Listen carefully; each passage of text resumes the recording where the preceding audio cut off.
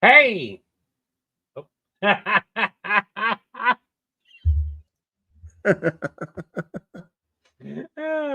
So uh, usually when we do that on accident, I start doing it on purpose just to be obnoxious.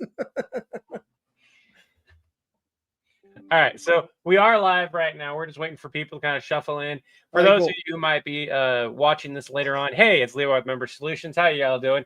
We've got Chris here today. It is a dinner and request stream, so we're not starting upstairs. We're going to start down here. I'm going to find out what my kids want and kind of go from there. I do not have money to order out, so it's either going to be a hot dog where we can pretty much just take care of our own food, or I don't know. We'll figure it out. Hey, Hey, Steve. Philip DP, Stephen Lockie, how's it going? And to be clear, because like we have enough people that go, hey, you need money, I'll give you money. I don't need money. I get paid like in 2 days. It's just funds are tight after Comic Con. Comic Con was way more expensive. Like my kiddos needed a drink. Like one of my and for those who don't know, both my kiddos are on the spectrum, and I had one like literally breaking down right when we got there after we got the tickets. Oh And we're man. trying, and like they could not drink the water that we had. And so I'm like trying to find a place that's open that specializes in water, because they're like, I just need something that isn't, or not water, in drinks. They needed something that wasn't water, and we couldn't find anything. When we finally did, it was apparently, and I didn't know this, $4 per like little 8-ounce thing of soda. And then we ordered food, so it wound up being $60 plus for lunch. And then I was like, God, that was a lot. And inside the convention hall, they had these little soda dispensers, and it didn't tell me the price. And I was like, well, I mean, like it's larger. It's a 16-ounce can. Let's get a couple of them for everyone. $4, about $4 for those. So what transpired is I noticed throughout the day, everything was $4 if it was a canned drink or something like that. Like Yeah. Wild Bill's soda was realistically cheaper than any other soda or any other drink in there, besides like the water out of the fountain, which tastes like Levi is the leader of the Mighty Kitten Army. Is he up there? No, he's not up there. Did he I think he just left. Max was up there. No, whatever. Yeah, it was. And then on top of that, we had like for those who don't know, I'll show this off real quick because I did get it. I think it's really cool, and I find it ironic how big one of the speakers are. So you guys see this in my background all the time. There's going to be a change to it. That is Billy Piper's big ass signature right there. And then David, poor David, is like got this really small, just signature. And that's just his signature in general. And I do find it funny. And my kiddo was like, well, it kind of makes sense since she's featured in the middle there that she has the largest signature. And I was like, yeah, sure, but also I would have preferred if they kind of mimicked David's signature of being like nice and small, nice and small, nice and small, and that way I could have the whole thing. I don't mind. It's whatever. It's still very, very cool. What I find funny is David and Billy both were at Comic-Con in FanX Salt Lake City Comic-Con on Saturday, and in LA the same day, a couple hours later. Really? Yeah, so I'm like, God, that's dedication to show up. And like I had to verify because I thought social media was just lying. No, they were in FanX at some point on Saturday doing stuff. They were there all day Thursday, but they were there on Saturday doing things. And then they left FanX, got to LA, and then LA like Saturday and Sunday because FanX doesn't run on Sunday. And for those who don't know,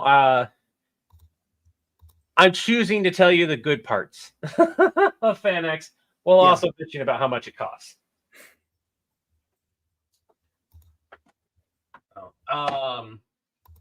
Chris is aware, and those that are on Discord are aware of my experience.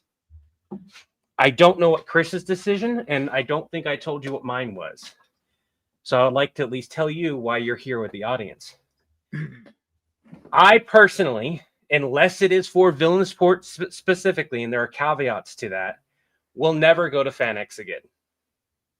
That is how bad of the experience I had was outside of financial, which is not the convention halls itself. It's just expensive to go to a convention. The ADA accommodations were so poor that in some areas it would have done better to simply not have them. They actually made them get in the way, didn't they?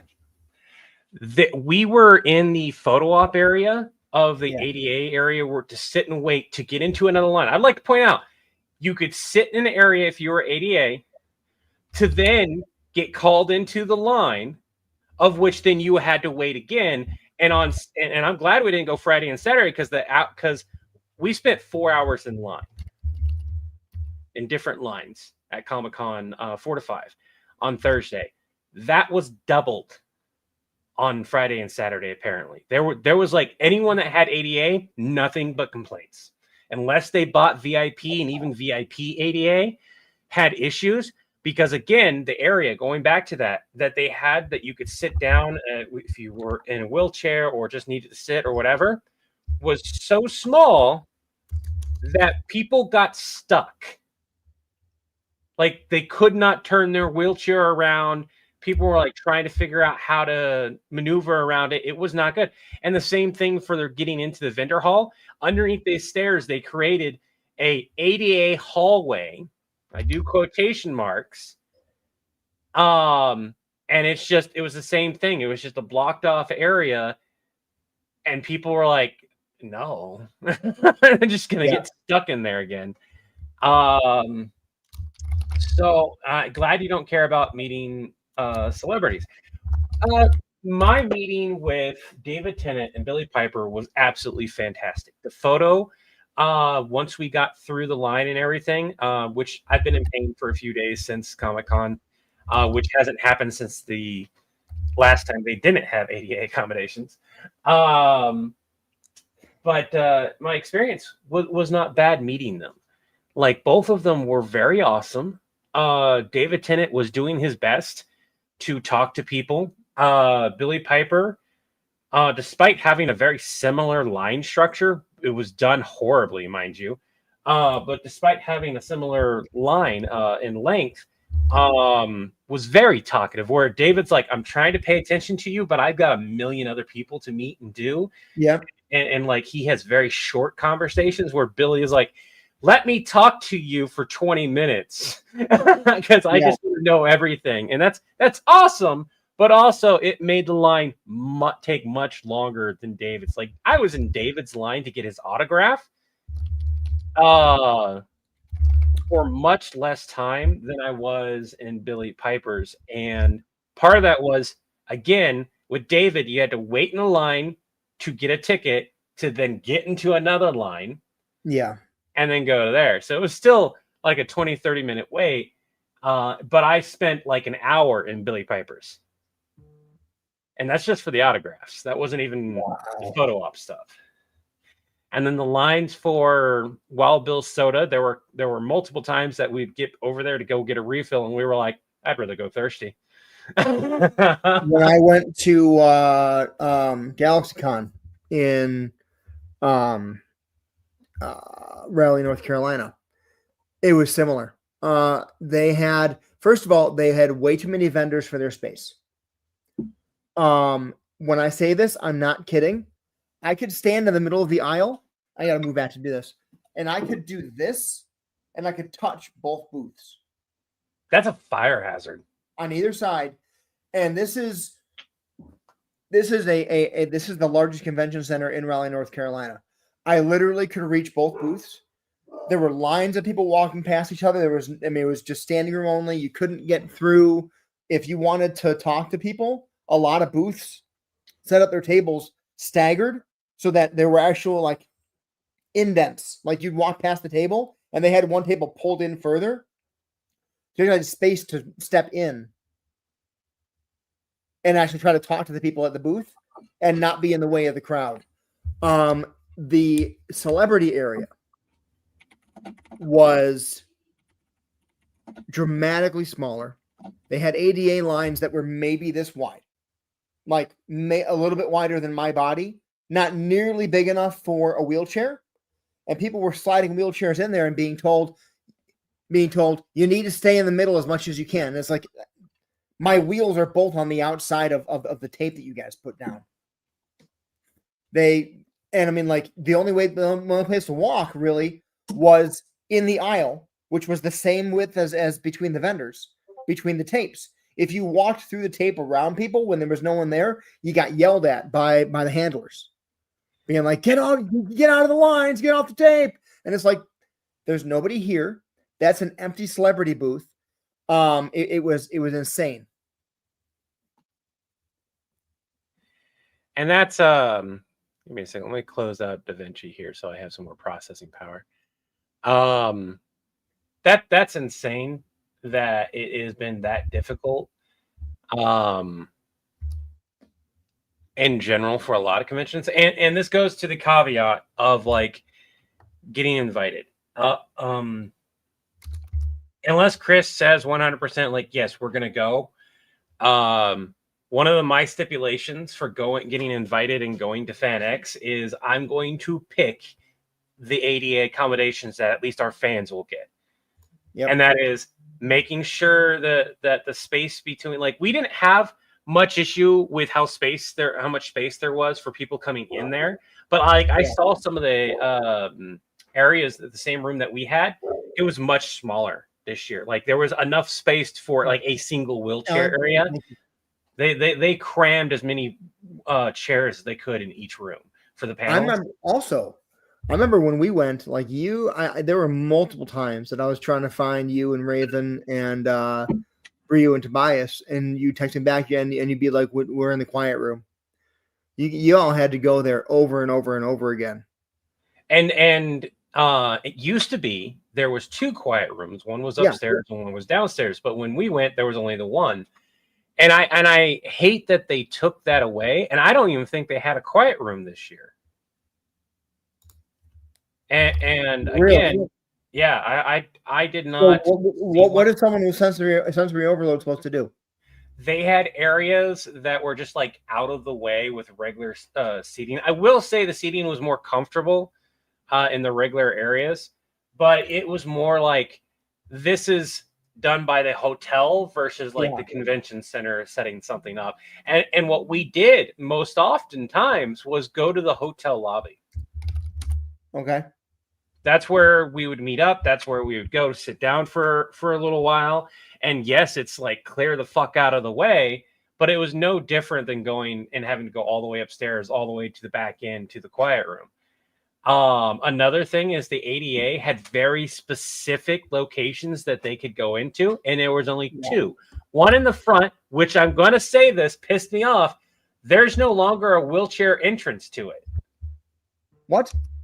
When they redesigned it, they put a lip all the way around it, right? Well, there used to be an area for a wheelchair to actually like go up that lip. At the very least, if it existed, they blocked it off. Like, in order to go around and get in there, you had to like go to the other side of the building or go way across. There was somebody in a wheelchair who was like, how the fuck do I get up here? This is where we were told to go because this is one of the ADA entrances. Yeah. And I can't fucking get up on this sidewalk to go into it. And because of their particular condition, and like somebody was like, well, can we lift you? I was like, I can't be lifted. I have to stay. And I'm like, holy shit, that's we got a guy in our improv theater. So our improv theater is in a coffee house called Coffee Underground, which is underground. And there is not an elevator in that building. It's an old elevator. The ADA rules basically got grandfathered in. There's no way to build an elevator in that building. And one of the guys in our theater is in a wheelchair, and he's awesome. And every time he's there, we make sure people in advance know we need 2 people who can lift to help carry him down the stairs carefully and back up the stairs. It's like 8 stairs up and down. But like, I can't even watch it happening because I'm looking at it going like, at some point, something's going to happen, and I'm concerned he's going to get dropped. And I'm just like, there's there's nothing they can do because there's no way to put an elevator in that building. Not without like doing some. They'd have to renovate the whole building and close the whole thing for a year and a half to dig the whole thing out of the middle and reinforce it. Now, I look at the outside, and maybe on the sidewalk, there's a place where they could put like a small lift on the exterior. That might be doable, but even so, yeah, it's a struggle. Now he chooses to stay in the theater, which is cool. And that's a huge thing, is we have such a huge community of those in the ADA community. A large portion of our fans are in there. Like when we went to Comic-Con, there were like 3-4 rows of people with different disabilities. And so that would be one of my stipulations, is like, one, I'm not going to make anyone fucking wait outside. If we're in the room setting up, after seeing all the other shit that's gone on, I'm gonna be like, let them come in, don't force them to wait. And if I get told like, well, no, we have to, I'm gonna tell them outright. I was like, no, they can come in, we're in here, we get to be in here, they can be in here while we set up. It's not gonna be any issue.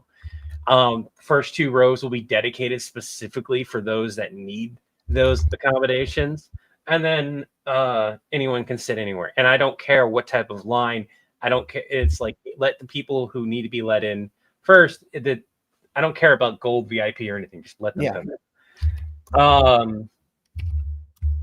And I don't know if we would ever get that large to put our foot down like that. But I hope we do.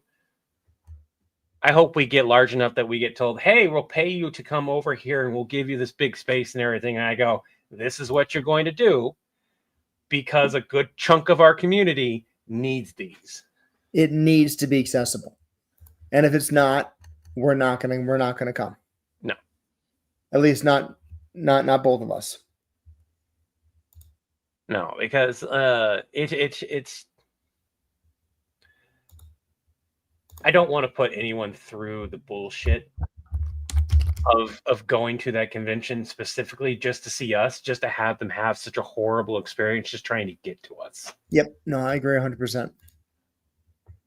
I agree 100%. Oh, did they finally check something? Hold on. Now that let's put that conversation to the side now. I'm done bitching. I'm not. I'm just kidding. That was honestly very surprising to have for you guys. Know we're not political. We don't poke the bear on almost any issue, unless it's in a comedic way, and it's in that particular realm of sci-fi, Star Wars, whatever it is we're doing, right? And to have Chris go, do you want to make a post about it to me? I was just like, give me a moment to calm down.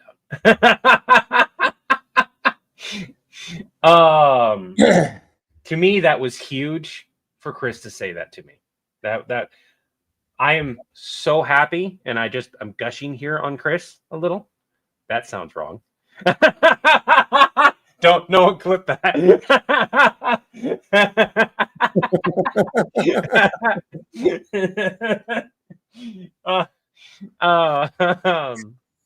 But it was nice to hear. Sorry, I need to check the bank account for something.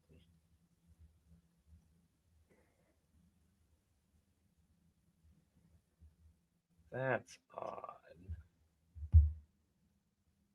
Usually that comes out by now.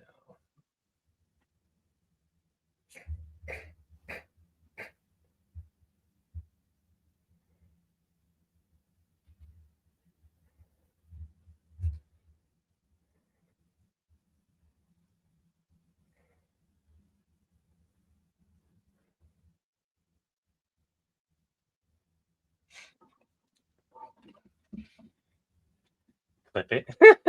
That is getting clipped. First time you guys is live. We'll have to say it brings a lot of laughs. I'm very happy about that.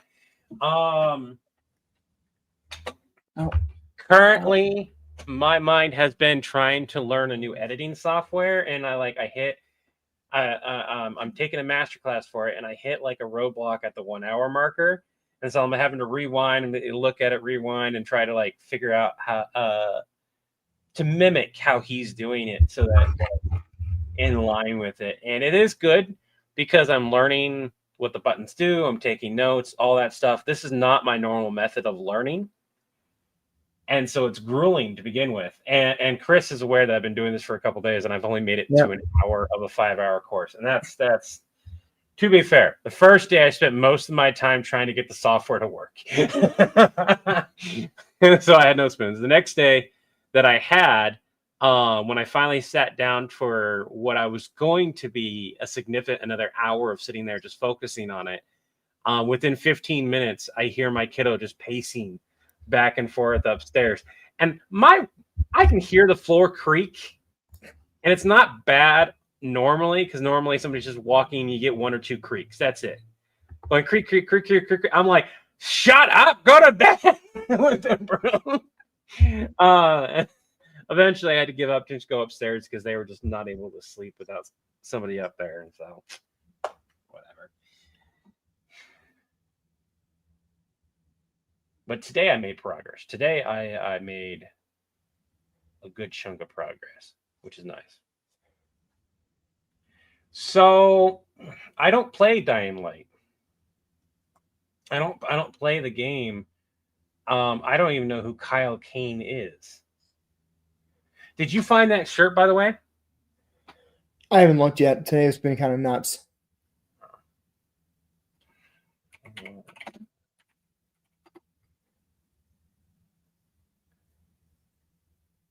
I have no idea who that is. Let me go look real quick. Kyle Crane. Ugh.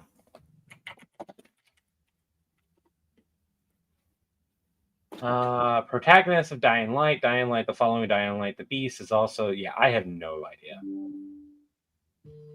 So that's a disadvantage that we have when we don't know the characters, being able to do them well enough. And like we've managed to do some things with Warhammer 40K and some other stuff with the work of fans, but the videos have always been very generic. Like there is no room for a part 2. There's no room for really a whole lot of parts in it. Like I cannot tell you how hard it was to actually do Stitch in the 40K universe. That arc was incredibly difficult to, like, I had to workshop with 3 or 4 people off of it and be like, hey, does this work? And it was an accident. To be clear, the first minute and 10 seconds or whatever video I did was supposed to be a one-off video, and it turned out to be one of the most highly requested parts of the Stitch stuff. Something that we're going to work on today, more than likely, is tweaking the ending of the Stitch Gate, which we know is not going to perform well, more than likely.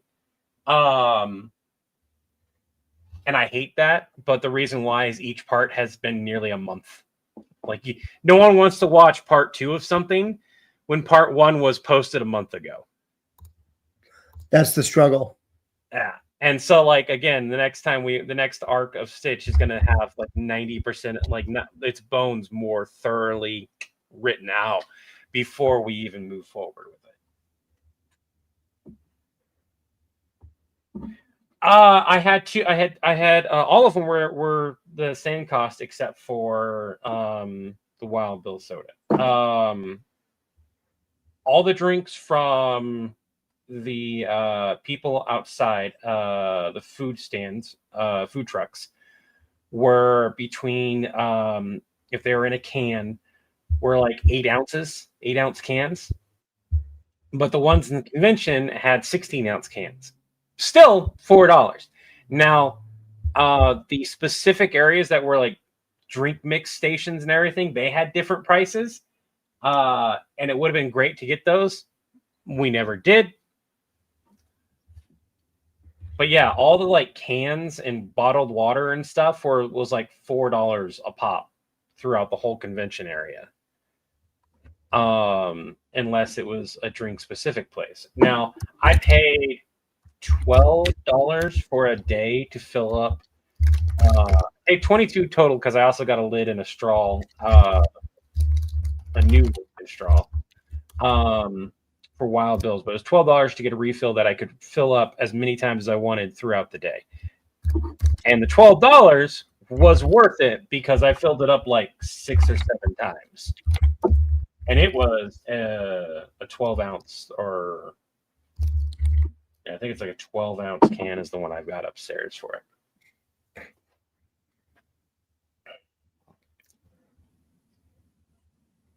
Yeah, so I have a video that I will be editing as soon as I finish the DaVinci Resolve course, which I've gotten to the point, I've gotten past the what do the buttons do here, and these buttons coincide here. So we're starting to work into like proper editing.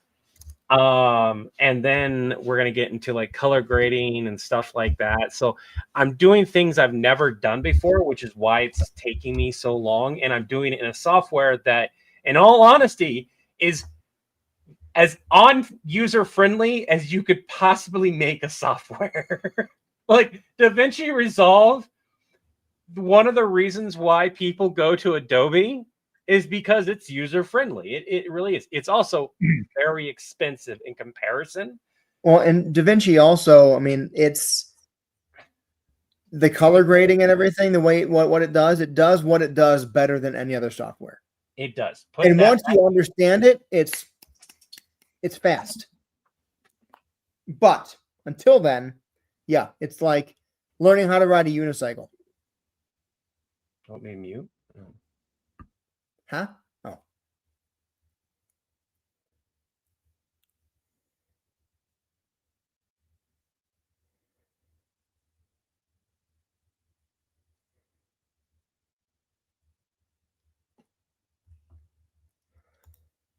Hey, Mr. White, it just appears that we're still living in the 19th century. We're not actually there.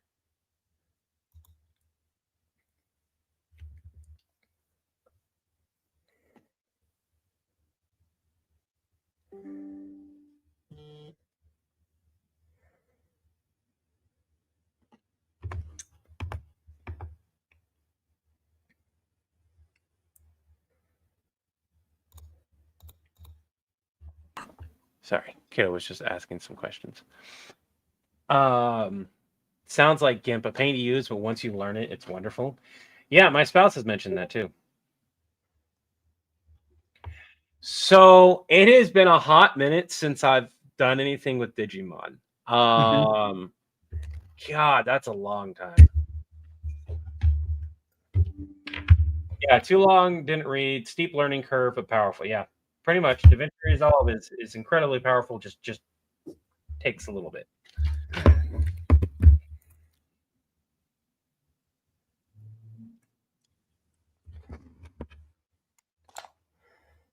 Prepare to eat asphalt repeatedly. Yeah.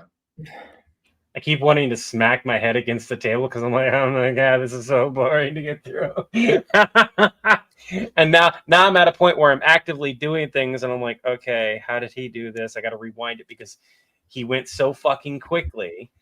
Yeah, you've got a video idea. What do you got for a video idea? We need part 3 of the Lord of the Fellowship of the Lanterns. I don't even fucking know. I did not make that with the intent to make it into a series. I fully expected that people were going to be like, more. Even though they didn't do super great, people are like, I need to see more of the Fellowship of the Lanterns. And so part 3 is just me calling Sinestro and being like, hey, so some of the Lantern Corps have expanded out into a new reality that I thought you might be interested in. That's fine.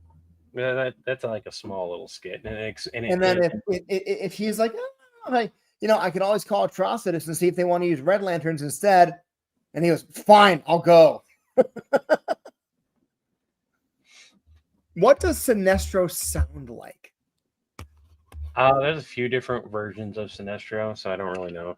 Let's find out. How you'd want him to sound. YouTube.com. So for everyone here, as soon as kiddos get done cleaning enough, I'll probably go up. I'll probably switch cameras and go upstairs, cook up dinner real quick, which won't take too long because it's hot dogs.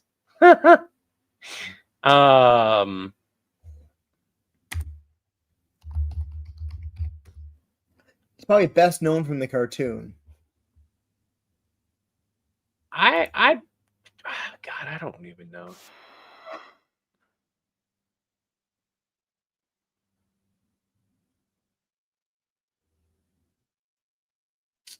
Yeah, both kids missed Friday because no one was wanting to go anywhere after all the crap from Comic-Con.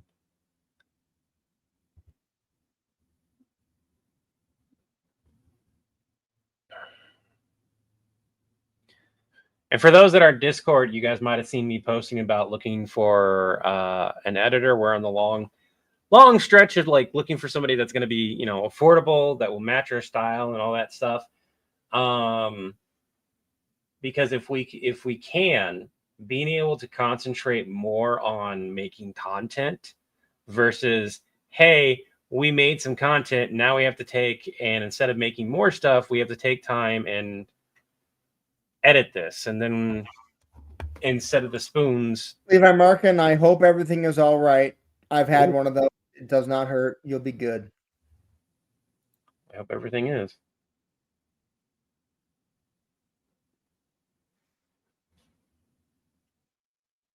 Selene Celestra is super proud, cocky. Yeah, super proud and cocky and knows exactly and just arrogant. Yeah, it's a pretty good description. Wonder Twins with green rings. I guess technically because of the things I said in the first one, we have to continue down that line. But here's the thing: a lot of people don't understand. A lot of people look at Frodo and they go, "Oh, well, he shouldn't have been a green ring." And I'm like, it is specifically stated in the series, in the book, and in the show, and in the movies, everything. You need an incredible amount of willpower to resist the ring. It takes just a ton. Like, they have little desire, but it's also a direct result of willpower. And the amount of willpower Frodo has to not, and like it shows him breaking down that willpower over time. And that's huge. That's the equivalent of getting told, here's this thing. I can't hear you. He muted himself.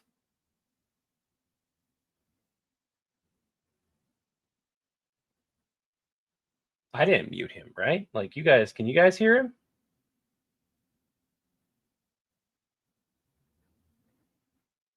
So Sinestro's just got a regular dude voice.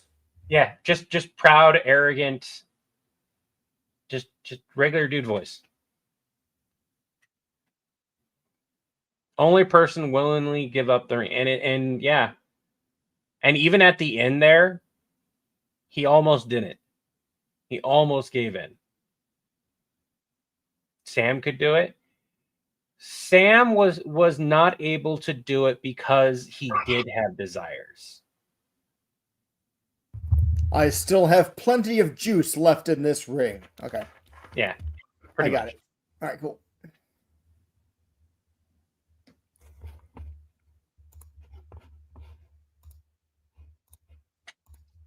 What's nope for Oscar? You'll have to be. He's still responding to the previous. I'm pretty sure Aragorn from Lord of the Rings would probably be a Blue Lanterns. But no, I do not think Sam could have carried the ring for as long as. I'm not saying that Sam didn't have the ability. Sam straight up said no because he knew he wouldn't be able to continue to hold it. Like, that's a part of his character. He was like, I can't handle this. He knew he would be corrupted and made the choice to actively no. And because he didn't carry the burden, he carried Frodo. And that's part of his character. He was like, he knew he could not carry the burden of the ring. So instead, he carried his best friend. Do you realize how big that is? He would be blue. He would be blue. 100%.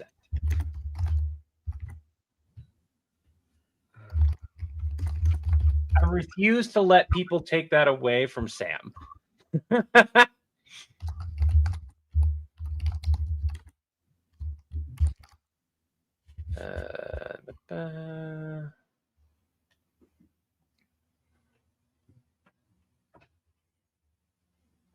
Oh, it was from you.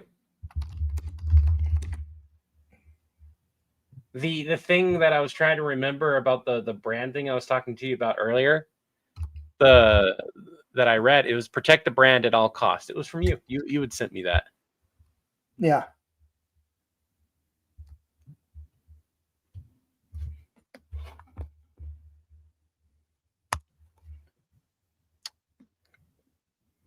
Oh, did I? That was on Saturday, wasn't the free webinar thing? It didn't happen. Oh, never mind then. It's this coming Saturday, but no one signed up, so we're not doing it. And it wasn't free. It was $50. Oh. Oh no, you're talking about, yeah. I know what you're talking about. Yes, that was on Saturday. I just freaking wait. What? Hold on. Rewind. The one where you and the one guy was going to do it together? That was going to be this coming Saturday. That's canceled because nobody signed up. Oh. And then the other one did happen. Is there a link to the? I have to go find it. I'll if you find it, go ahead and send it to me. I'll take a look at it and go through it. All right, we'll do. Come on, headset. Come here. For those curious, before Chris knew I was taking a mini vacation, he signed me up for a thing, and I was like, "Oh, dude, I forgot to tell you." I'm like, I feel bad. I want to watch the video at least, because that was on me. What is that? That is nothing. Okay. I've earned a free pizza. Oh. I'm going to mute you.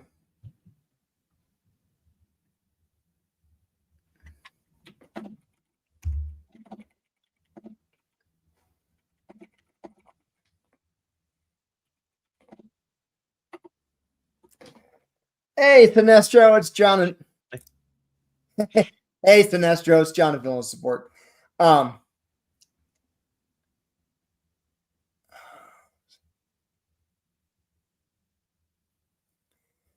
Let's see. I need to. Can you hear me? I need to learn more about Sinestro first. What every time you start a skit in that fashion, it is not done nearly as well as starting it further on in. Yep. We can cut that off. It's just it's a way for me to get into it. Yeah, true. Yep. Then raided a tower of Orca to get Frodo back. Yeah. No, it was Samwise is badass. Don't know what that is. That's gonna get deleted.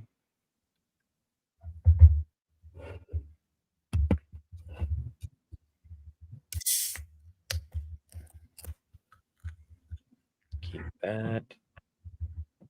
I'm already aware of the free lunches expiring. I don't qualify for free lunches, so there's that.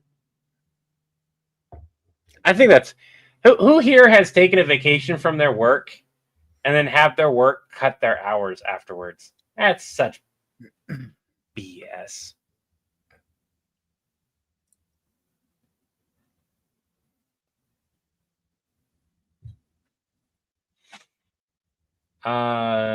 Doing MT dealings with them. Nope. Maybe the freeze could call and complain about somebody stole his ring. So the way did part 2. a lot of people latched on. It's time for Chris to play a prank on Levi, without seeing the rest of why Levi is playing a prank on John to begin with, right? And that's fine. No, that's highly illegal in the UK. Well, it's technically illegal here, but they get away with it because they're not saying the why. It just seems to happen a lot. Last job called you in while you were on vacation.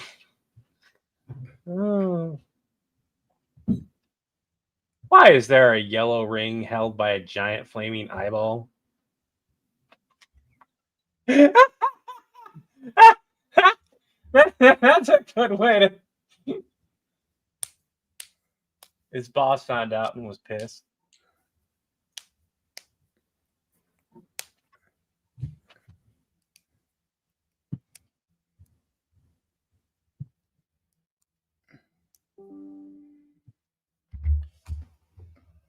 I'm curious as if like what is the reason for Sinestro? Oh my Because god, character? this is like, I'm reading the deep lore and everything. This is like 1960s creative people who aren't really that creative made this stuff up. Yeah. So that's the reason why I'm asking why Sinestro. Because he's the leader of the Yellow Lanterns, and the Yellow Lanterns are the ones that are fear. I mean, that's Sauron, the Nazgul, all run by fear. The Orcs would be Red Lanterns, but Sauron and the Nazgul would be Yellow Lanterns.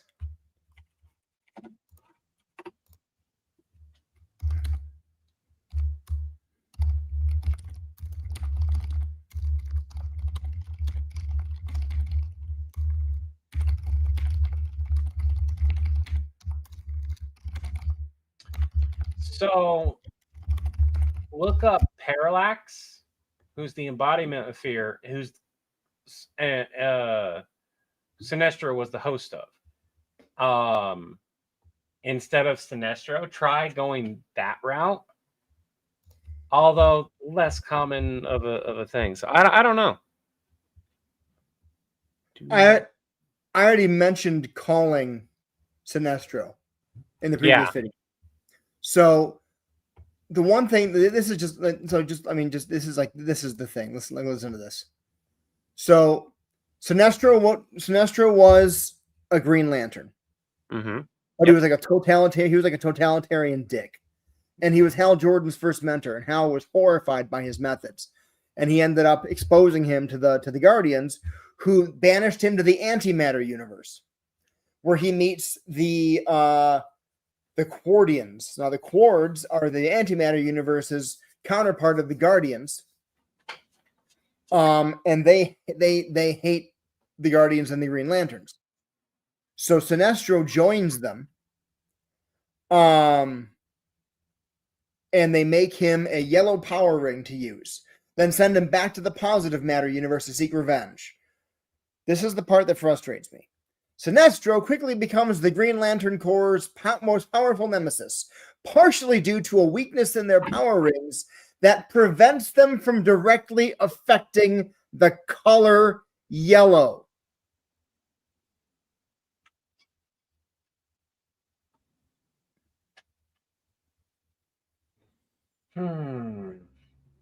Despite this, skilled Green Lanterns like Jordan, Sinestro's most hated enemy, always find ways to defeat him. Green Lanterns can't affect the color yellow. That is the stupidest shit. Guys, the Green Lanterns are too strong. We need to make a weakness so that we can make the stories interesting. They can't affect the color yellow. Good idea, Joey. Let's do that. And I imagine someone's in the room being like, are you going to take other ideas? No. Joey's idea is good. We're going to go Joey's idea. So it's less they can't affect it and more like it's their fear and insecurities are represented by the color yellow, and that causes their willpower to be weaker. Does that mean they're scared of bees?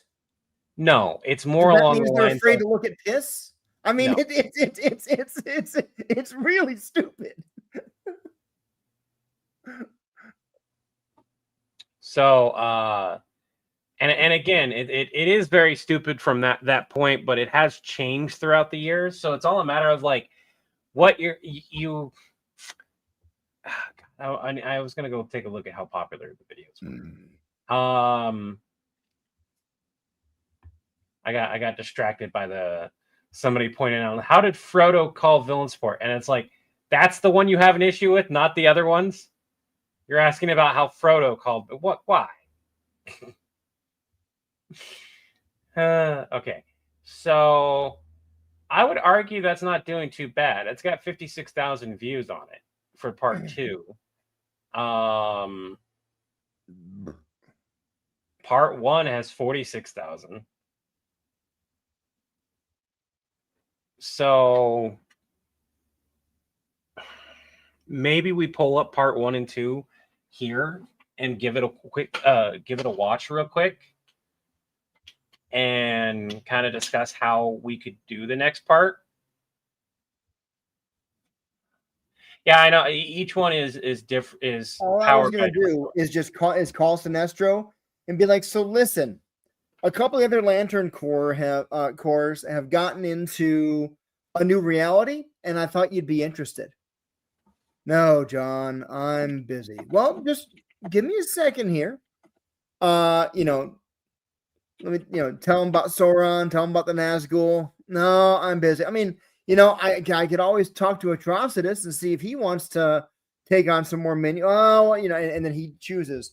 But I also pulled up ChatGPT and just asked it to tell me, based on available information, if we mapped Middle-earth villains onto the emotional spectrum of the Lantern Corps, what would they be? Sauron would be yellow. Saruman would be orange. The Nazgul would be yellow. Gollum would be orange. Smaug would be orange. Wormtongue would be indigo. Compassion corrupted. Shelob would be orange. Morgoth would be red. Denethor would be red. The Balrog would be red. And here's something funny that I found out about ChatGPT most recently, and I had to look it up to verify if it was true. A good chunk of its answers that it derives from is apparently from Reddit. I'm sure. I was just like, oh my god.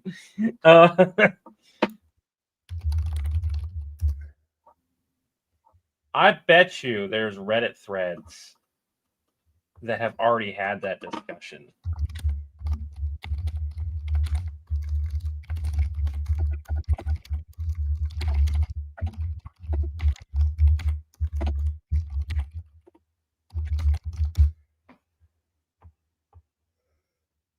Oh yeah, it's already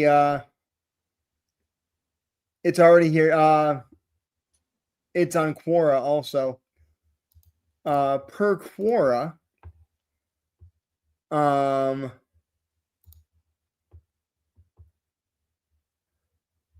Sauron's yellow, but he might also be black because he's been called the Necromancer. Mm-hmm. We have 35 people here, right? And we have always been more of a fan of like, hey, what do the fans think? Because there's a good chance that like, hey, here's that. So let's run with that.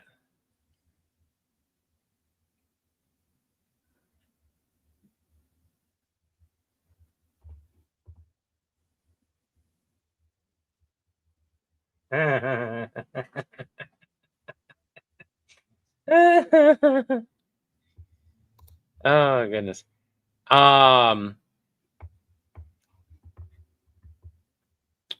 So we gave, I believe it was orange, blue, and green were the ones I discussed. I didn't discuss any other rings in the first one. Then you talked about them.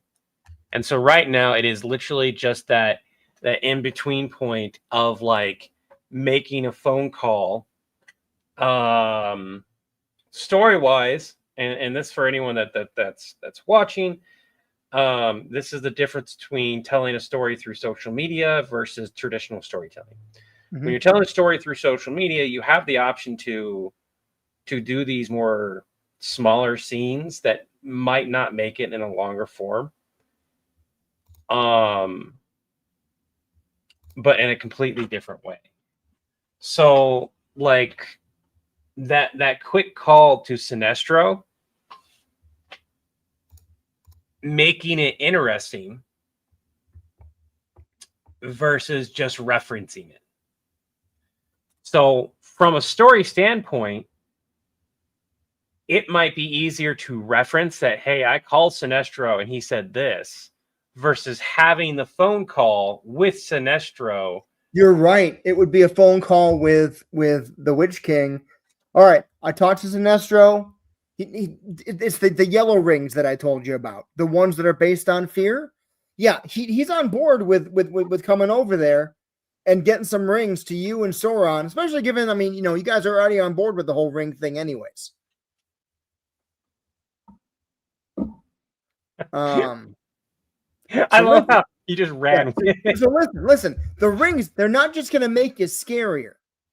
All right. You're actually going to be able to create physical objects out of them. Swords, lassos, shields, tractors. You don't know what a tractor is. Forget I said tractors. Like I would reference the sword, shields, and stuff like that. The tractor bit is kind of funny. I would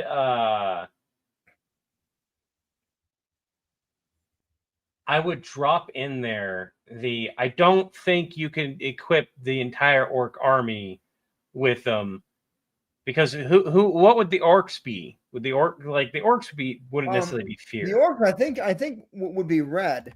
How about the orcs? So the orcs are trickier. They're a whole race of people twisted by Morgoth and later enslaved by Sauron. So orcs under Morgoth are red. Orcs under Sauron are yellow. But Saruman's breed are probably orange. The goblins, the Moria orcs, could be red or yellow. The Moria goblins. And that's a discussion you could literally be having, and then end the call with, look, we're going to figure this out, but I really need you to keep it on the DL. Do not go attack this thing right now. Right. And whatever that thing may be. And again, because you're trying to not have Levi be informed on it. Well, I'm being like, look, you can't just go attack them as soon as you get the rings, okay? You got to learn how to use them. You got to make sure you know how and when to use them. You got to use them clandestinely because Levi cannot know about this. I don't know if Sinestro has enough rings to outfit the entire orc army. Not to mention, Saruman, who leads the orange lanterns? There's only one orange ring. Oh, Larfleeze, Agent Orange. He's the sole member. His extreme greed prevents him from sharing the orange lantern. Okay, so let me do this here. Okay, so and I already said that Golem / Gimli are fighting over the orange ring. Gollum and Gimli, yeah. So you don't technically have the orange ring right now. You have access to the other ones. What I think would be funny is which ring is the one that forces compassion on people? Which ring was that? 1 second here.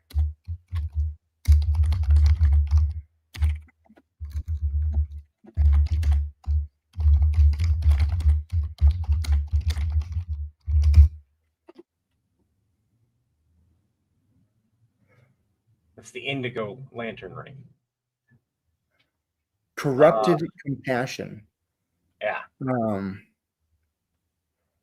Yeah, he would do the yellow lantern also.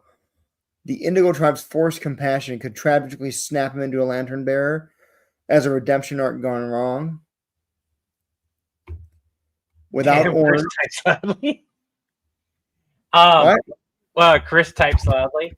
What I would like is, while you're talking about the red and the yellow rings and everything, is to make a note. Let's make a note for. I would suggest opening up a Google Doc first. That's what I'm doing right now. All right. To make a note that Sauron, because this would be funny as shit if the main antagonist got the Indigo Ring.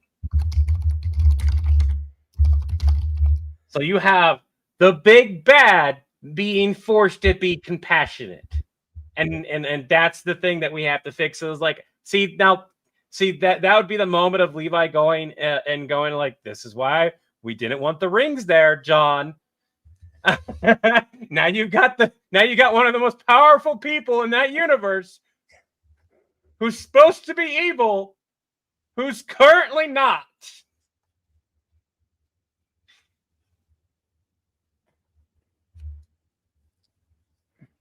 So they can also emulate the energies of the other rings.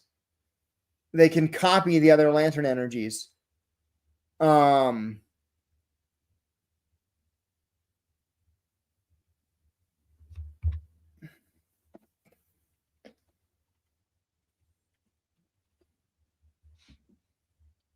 My kiddo heard that that I have a free pizza from Domino's. I was like, can we just do pizza? And my question to them about what kind, because I know what kind they want, is basic bitch pizza, which is pepperoni pizza, because that's all they ever wanted.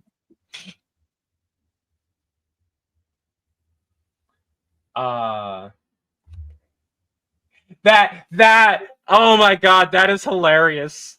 That's how you find out. Like, why did you order an adoption for a bunch of kittens, puppies, and daffodils? He's like, I don't think these would make great weapons for your army. That'll be part 4. Part 3 is telling the Witch King about the rings and being like, you want to use the yellow ones, they're based on fear. Go let Sauron know what's going on, because he won't answer my calls anymore. Sauron hasn't answered John's calls in age because he's mad that he lost the original War of the Ring. Write that down. Write it down. Here, let's do this. So where's that thing? Okay, Fellowship of the Lanterns. Call with Witch King of Angmar about yellow rings. What they can do. Who else will probably get them?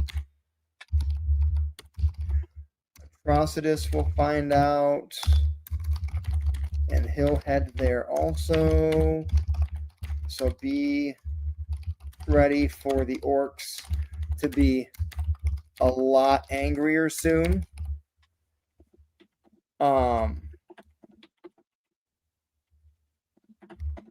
Then we've got tell Sauron he still won't take my calls. No, he's mad about losing the one ring in the first place.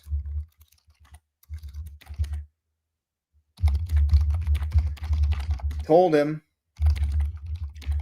not to wear it on his finger.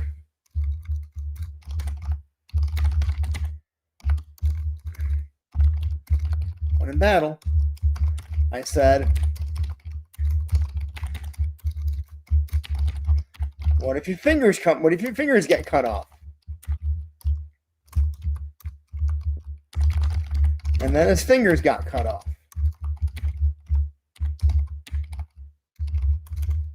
I might have said, I told you so.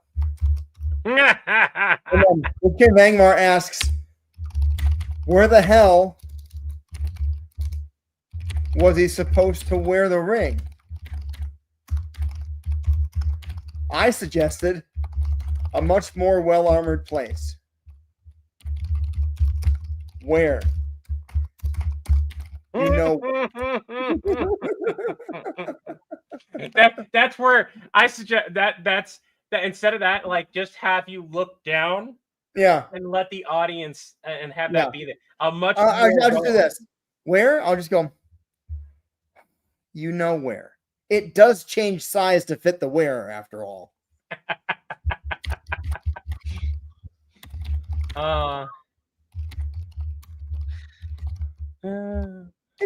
It can get pretty damn small.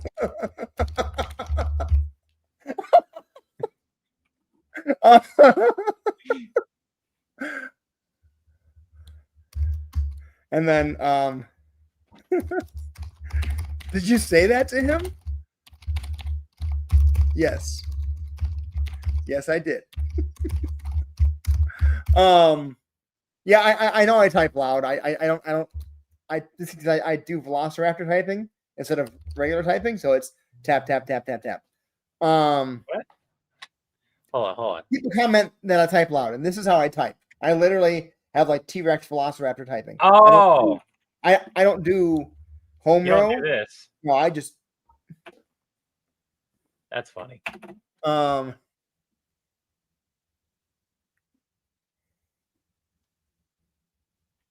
apparently I lied. It's free cheesy bread, but I'm gonna see if I can afford to order. Then part 4.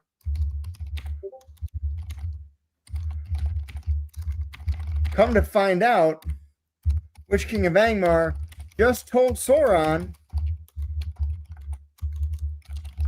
someone was coming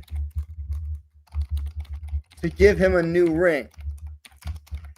Didn't mention that it was going to be yellow.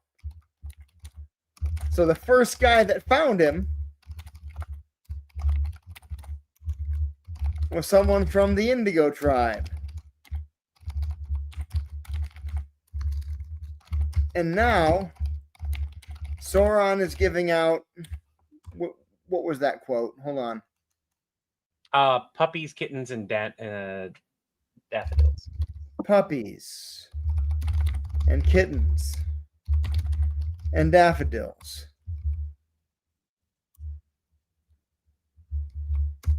Of power. Of power. Of power. Of power.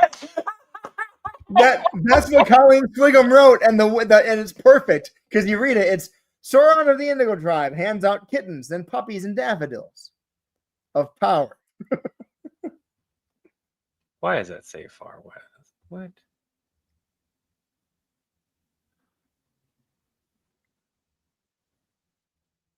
All right, I will be right back.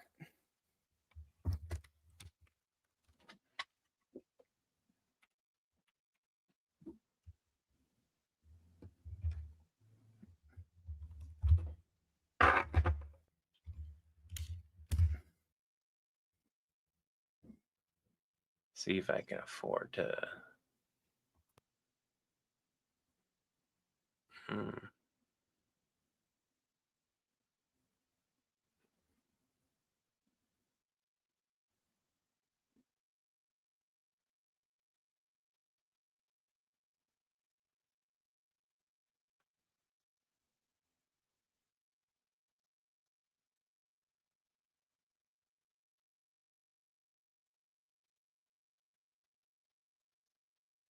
Just give me a moment, everyone. I'm trying to see if I can order a pizza for the kiddos, since that's what they want now.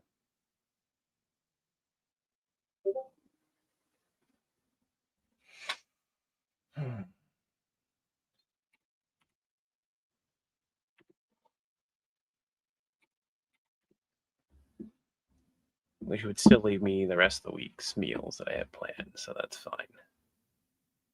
Oh, yep, I can do that. That'll be nice. Just use my credit. I don't mind. $20. I only do that about once a month. That's fine. That'll easily be paid off next month. Oh, go through. Do not cancel on me.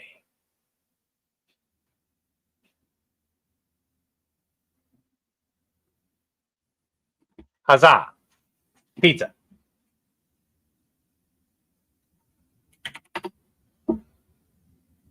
There. I don't have to worry about it. Now I can stay down here and I can work. Levi, you or Chris got a notification. That was me. That was kiddo. It's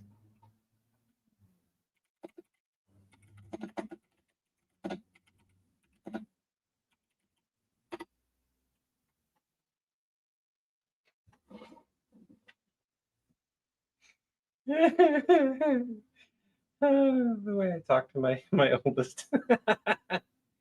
If the way you talk to your children doesn't evolve as they evolve, you're doing something wrong. You need to move things with, like, your kids get older, the way you need to treat them older.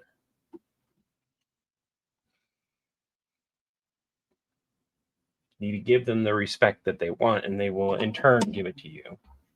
Although I will say, there are times when you go, "You're still my little baby," and that's perfectly valid as well.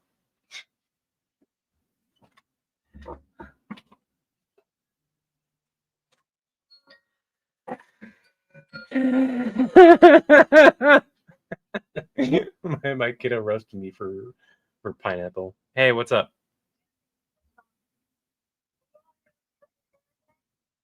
Fuck you! And it has to be after I film this next part of Stitch, at minimum.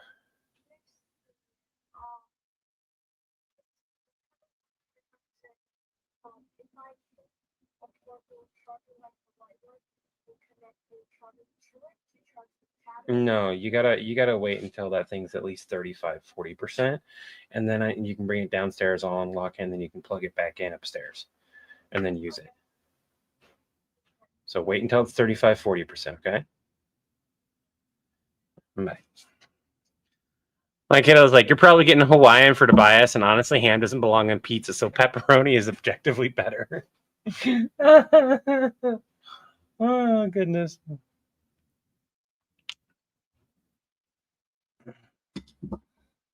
My phone's just slowly charging. Of course, it takes forever to charge on this thing. I don't have any ideas. My family still treats me like a naive 10-year-old, despite me having been married for 20 plus years.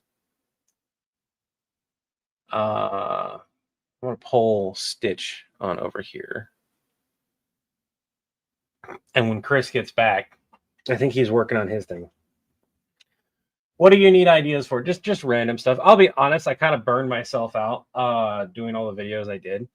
And then, like, trying to dive into DaVinci has not, like, been a real creative outlet. It's been like my brain does not want to come up with shit right now.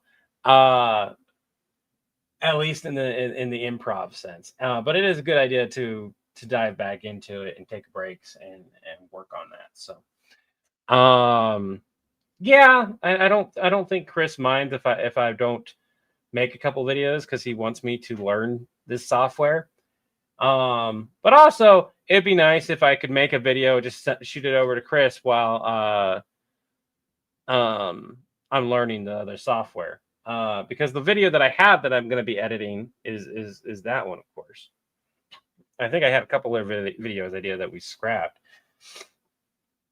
That's another thing I need to talk to Chris about, the Gary stuff. That blew up. The Broke Vampire Goes to Africa. Freaking 160,000 views. Like, it's logically it can be a one-off. But 160,000 views on just YouTube alone says that we should do a part 2 to Broke Vampire. The problem is there isn't a part 2 to do. Yeah, it's just a ridiculous situation. You know, these are the things that can happen, and it's obvious those things are going to happen.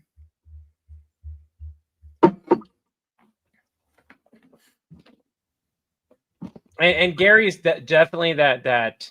Okay, how do you even get out of Africa if you were having problems? Type of thing. Mm-hmm. And it's one of those things where we've made assumptions on how he's gotten out and that kind of stuff. I'm very glad I handed that one off to you, though. It just made more sense to have you do it.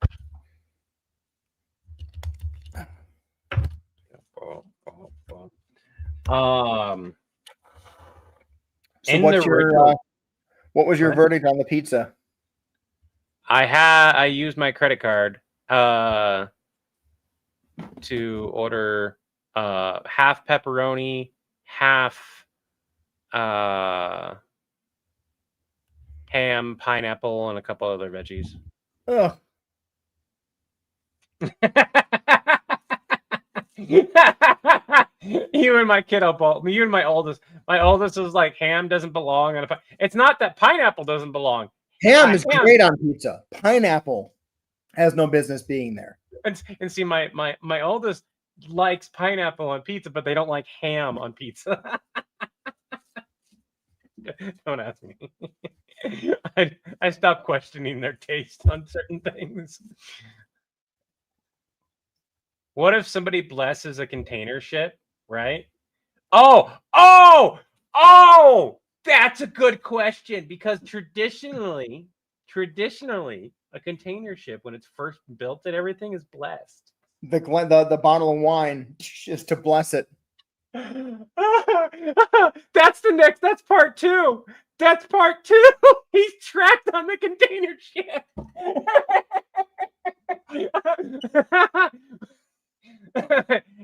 Okay, Gary, I think we figured out the problem. It appears that container ship was brand new and just recently blessed.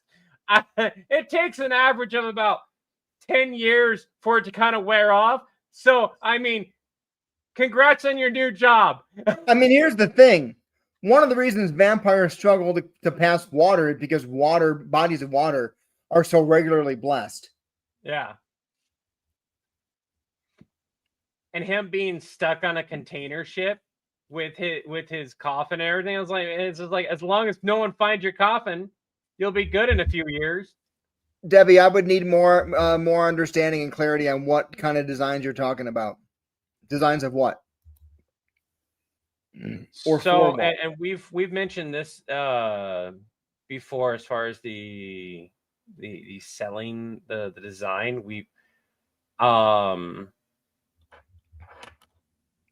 Now, if it's just inspired by villain support, it doesn't have the logo, whatever. If you're doing stuff that's logo based, or it's supposed to be me or Levi or Napa or something else that we do regularly, probably going to be no. Yeah. And if you'd rather email us or message us directly privately on Discord versus having this conversation right here, that's fine. I just want to have an understanding of what it is you're wanting to make. We've said that if you want to make yourself some stuff personally, that, like, we don't care, right? But selling it becomes a little bit more of an issue. Shoot us. You can just create a group message between me, Levi, and yourself, and just kind of give us some understanding of what it is you're wanting to make, just to make sure that I just don't want to say yes or no based on a vague description like that. Yeah.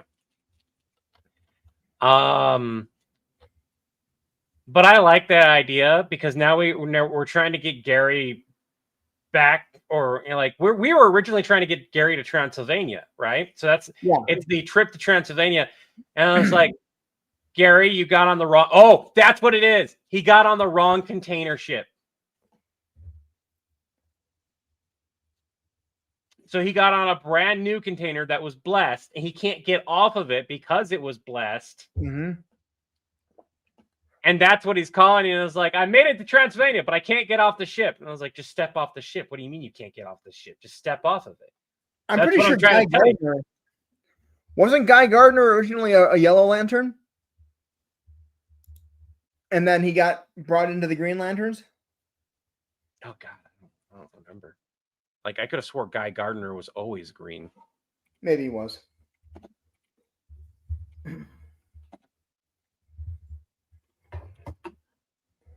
He was like a ridiculously powerful Green Lantern that just mentally was an asshole. Yep. Like, to give an example of how powerful he is, he eventually makes organs.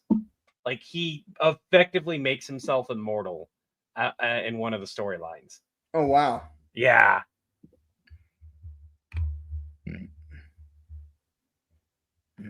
Pretty sure that's Guy. To everyone else here, is like, I'm pretty sure that's Guy that I'm thinking of, right? Somebody commented, what if Gary ended up in the Vatican to decide to check it out and gets offered to take communion not knowing what it is? How would Gary not know what communion is, but he doesn't? He sips the wine and it's a huge problem. I don't know.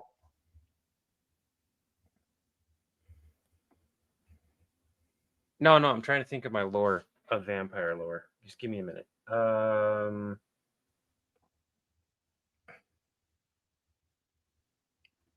Or Gary calls in and he just goes, why am I sparkling?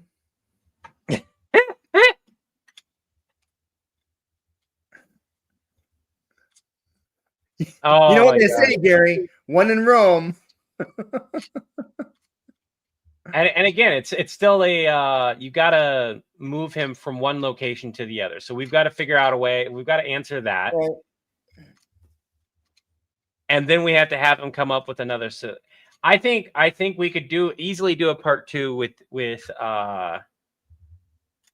him popping on a ship to get over there instead of a plane. Understandably, he doesn't want to fly again, regardless of how it is. Takes a ship. I think it would be hilarious to have that blessed ship thing, but how many people know that's a thing? I don't know.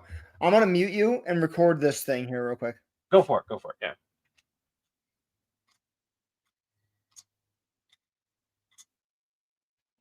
Yeah. You're in Twilight, Gary. Let me mute you and not me, so y'all can hear what I'm doing. All right.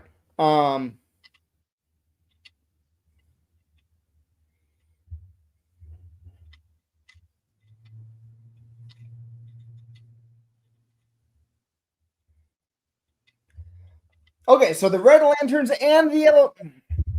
Okay, so the yellow lanterns and The projection. Okay, so the yellow lanterns, the red lanterns, and the black lanterns are all heading to. Okay, so a bunch of different color. Okay, so a bunch of different. Okay, so the yellow. Okay, so the yellow lanterns and the red lanterns for sure are heading to Middle Earth.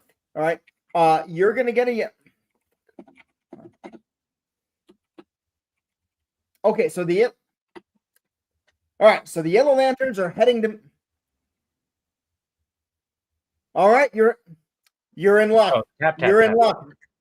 You're in luck. The yellow lanterns are heading to Middle Earth. Yep. You're in luck. You're in luck. The yellow lanterns are heading to Middle Earth. Yep, I told Sinestro he's the head of the yellow lanterns. I told him all about you and the other Nazgul, and Sauron and Saruman, and the orcs, etc. And he definitely wants to get rings to Sauron, you and the other Nazgul, and Saruman, which is going to be great. It'll make you way more powerful. There's a good chance that the Red Lanterns, led by a guy named Atrocitus, are also going to head over there. And their rings might be a little bit more appropriate for the orcs. It's based on anger versus fear. So just be prepared for the orcs to be a lot angrier soon. All right? And make sure you tell Sauron, because he still won't take my calls. He's still mad about losing in the final alliance of elves and men. Look, I told him not to wear the ring on his finger in the battle. Okay, I said, what if your fingers get cut off? And what happened? His fingers got cut off, right?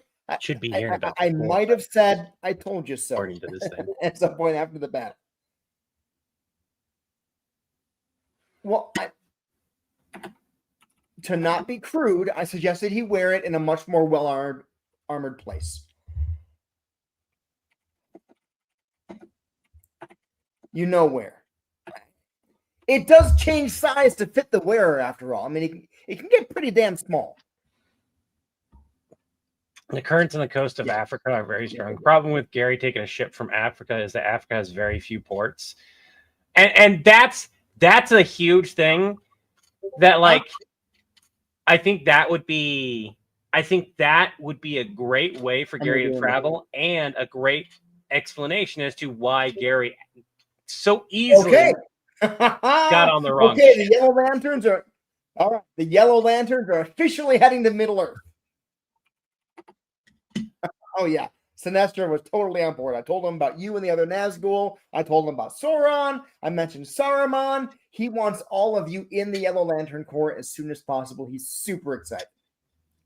Just as a heads up, there's another color lantern called Red, and they're run by a guy named Atrocitus. I'm sure he's going to find out. His rings are more appropriate for the orcs. I've got a question for Be y'all. prepared for the orcs How to many get of a you know lot about angrier Abraham Lincoln, the really vampire soon, hunter? all right. I also need you to tell Saruman what's going on for me. I mean, considering when the song is, it doesn't really matter because it's after he's Abraham. still holding a grudge after the battle against the last alliance of elves and men. I told him, don't wear the ring on your finger. I have an idea. Shit. I gotta type it out. All right. It's official. It's official. It's official. The Yellow Lanterns are heading to Middle Earth. Oh yeah, no. That needs to be the end right there. It's official. The Yellow Lanterns are heading to Middle Earth. That's a great opening. Middle Earth. Yep, I told them all about you guys.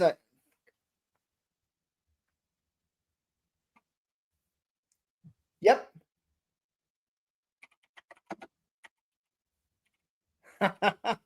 It's a Sinestro. Yep. Sinestro and the Sinestro. Yep, Sinestro and the Yellow. Fuck. Yep, Sinestro and the. God damn it! I can't say the fucking line. Why can't I spell Abraham?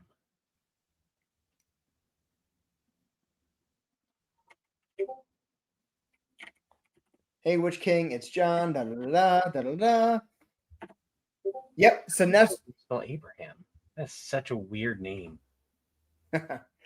Yep. The Yellow Lanterns are heading to Middle Earth. I don't. I'll give you guys the Yellow idea. Lanterns are heading to Middle Earth.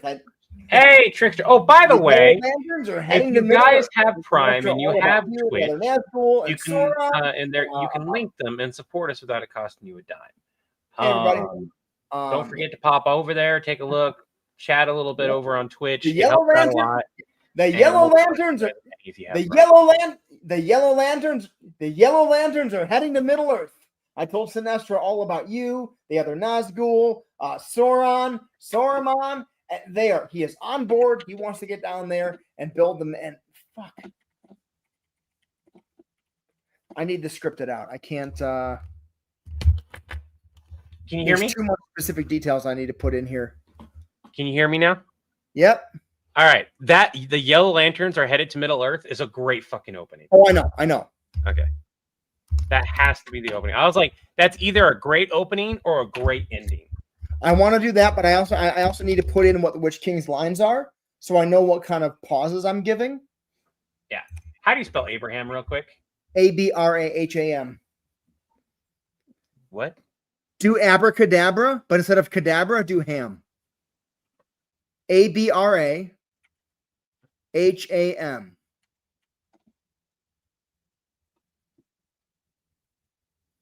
Huh. Oh. Why is the abbreviation for that ABE then? Abe? Whatever. Because if your name is Abraham and you're shortening it to Abe, it's ABE. The E is after the B to make it a because if it's AB, it's ab. Fucking hate the English language. Can I just say that? Sorry.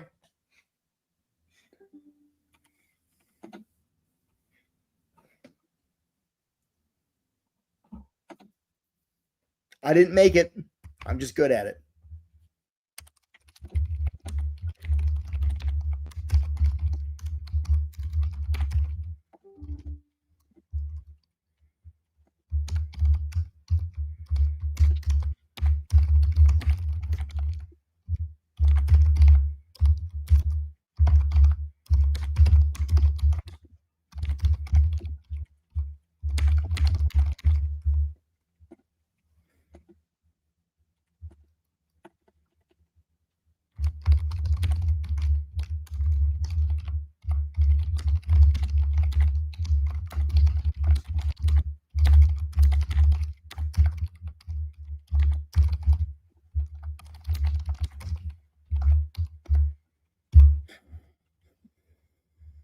Okay.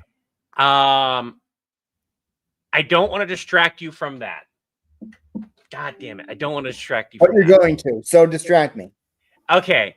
So part 2 of the Gary thing. Because we needed to get Gary to Transylvania. Booked him a container ship. He got trapped on a container ship. It's an awesome little joke, but there needed to be more. What if we brought Bill and Ted, who brought Abraham Lincoln, who there's a reference to the Abraham Lincoln is a vampire slayer. Abraham Lincoln doesn't want to go back because he wants to cross somebody off his list who he knows is currently here. Why does he know? He knows Gary from Gary is the one that got away, and not in a romantic manner.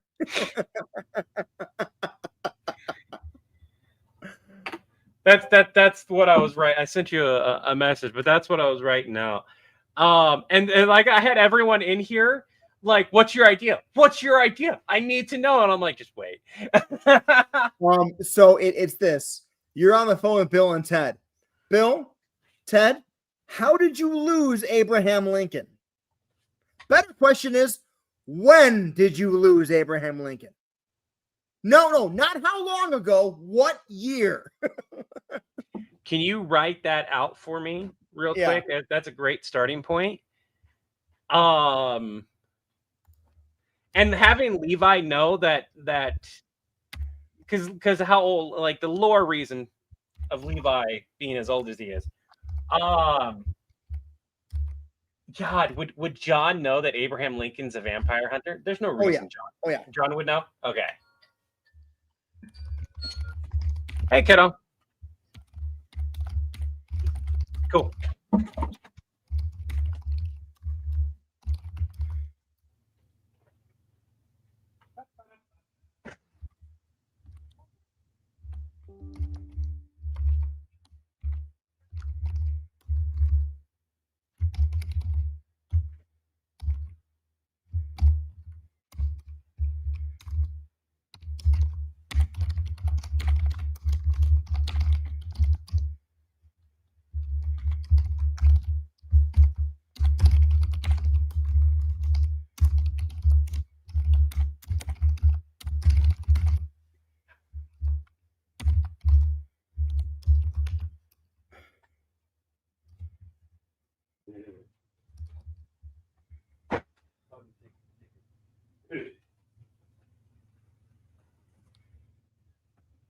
Almost was not able to get back yet. What? Fucking praying mantis right next to the goddamn door. I told him. Also, You don't get any. Mama didn't get any last time because of you, so you don't get any this time. I packed 3 for my lunch. No one told me. So you can't blame me.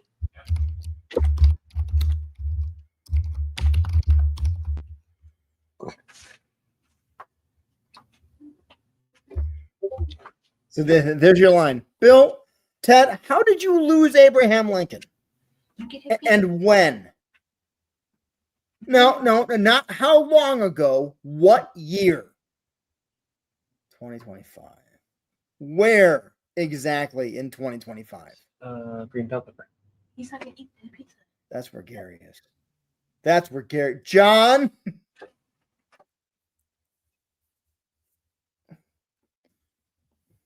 Okay.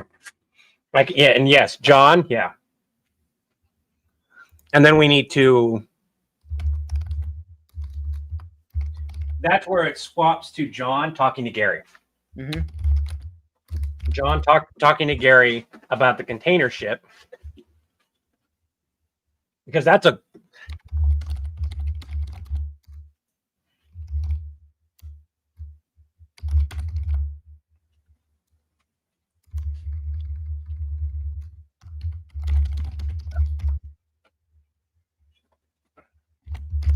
If he asks what's wrong with this, you know that I can talk. That way, him 2 pieces.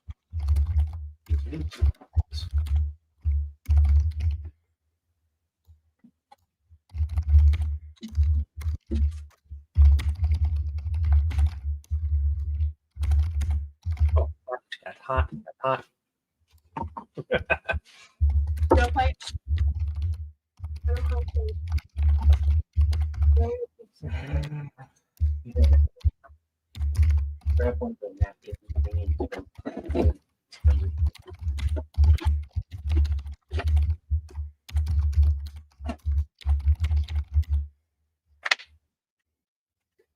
I took off the green peppers. If you don't want the olives, you can take those off yourself, okay? Okay. There's one on the other side there. You're gonna need both hands. Put your phone in your pocket. It's okay.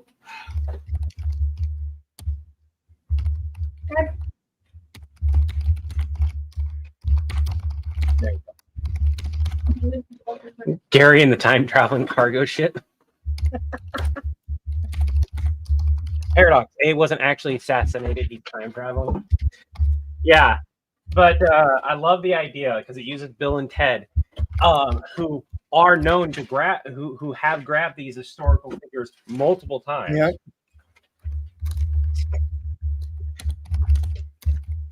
And there's plenty of skits where it's like the moment that they grab these characters, it's like, why would they go back? And them grabbing an accidental vampire slayer.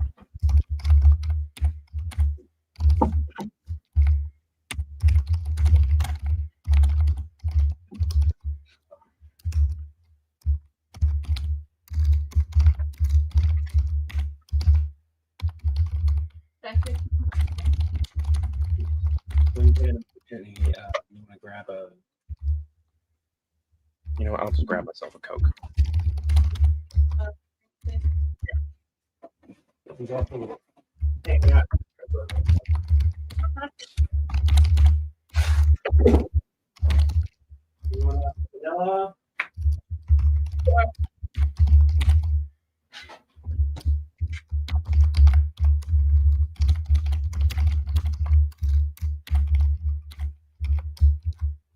Vanilla. Also, you're bitching about.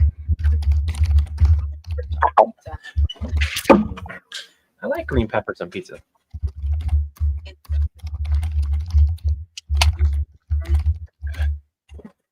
Green peppers aren't a basic bitch thing. Ever since I got these new wheels, I really need to get a carpet down here. Green peppers belong on a pizza. What the hell are you talking about?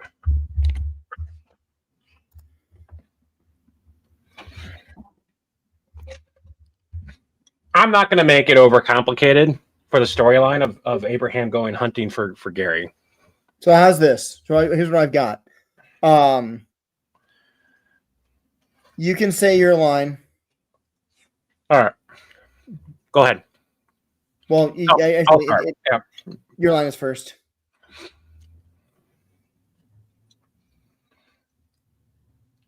Bill, Ted, how did you lose Abraham Lincoln? And more importantly, when?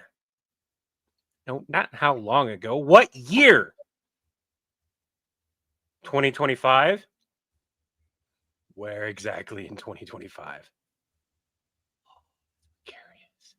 That's when Gary is. John? Gary, you can't get back on the ship. Because it was recently christened with wine. This is maiden voyage. It's not exactly a blessing, but it's blessy enough. Yeah, that's why it hurt to be on the ship. We'll have to find another way to get you out of Africa and up to Pennsylvania. Bearded top hat guy. What does that mean? And then we hear John in the background right then. Like they're talking concurrently. What? Bill and Ted lost Abraham Lincoln in 2025. He's now hunting Gary. That's what Gary meant by bearded top hat guy. Isn't Gary, all honest Abe's one that got away? Uh-huh. John, he's gonna kill him. That's what we got right there. But Let me mute real quick. Okay. All right. I'm not done writing the.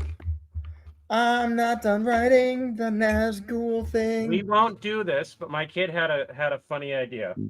Okay. And to everyone here, we won't do it because it's political.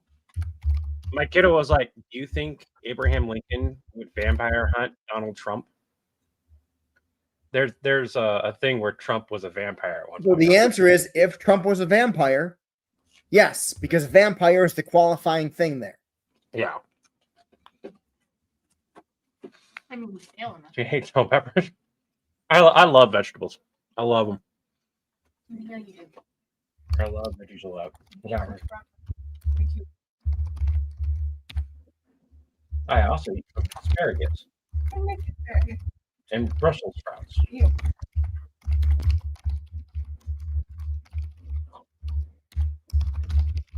And sure, there's plenty of veggies that I would not eat or don't like. You don't like artichoke. I like artichoke. What are you talking about? I love You like artichoke. artichoke hearts, you don't like artichoke.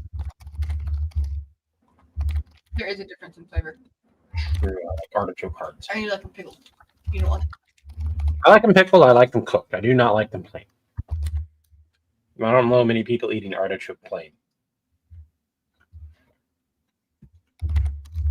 like one. Levi's Martin is like, I only like raw veggies. Oh, he's not gonna get killed by Abraham Lincoln. This is just a funny like insert into it, which is the next thing of like, what is the next thing? So realistically, that's not a very long video. Let's We just need to make sure that we're not what is that thing called? Give me 1 second here. Yeah,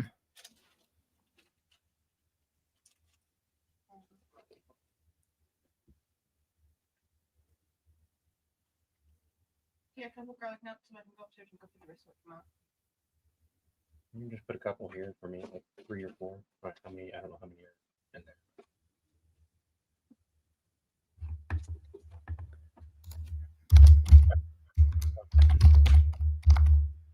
Have it now. That thing was mostly in your mouth.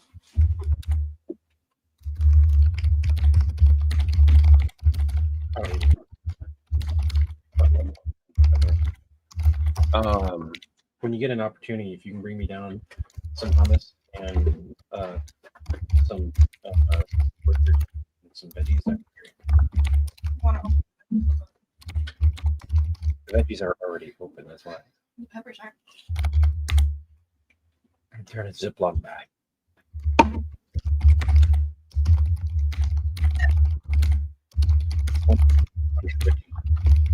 We'll eat it later because I don't want it to come later. All right, I can have it be a snack later on. Remind me before I come down to watch show, and I'll probably bring it. All right.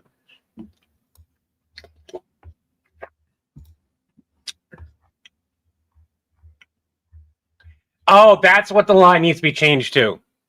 Huh. What do you mean a bearded top hat guy just walked out of a phone booth? Uh-huh. Yeah. Well, but then Well, no, I was like, oh, the idea- he stole it from Bill and Ted. huh? He stole it from Bill and Ted. Yeah, like they don't have the phone booth. Yeah.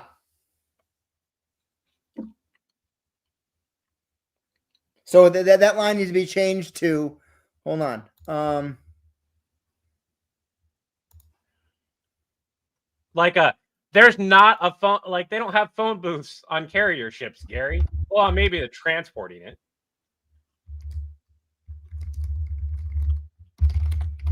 Like I think you'd be like, it's 2025. They don't have phone booths anymore.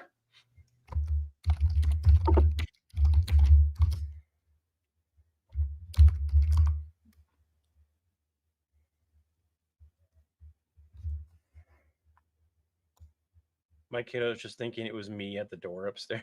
The poor delivery guy just like, "Do-do-do-do."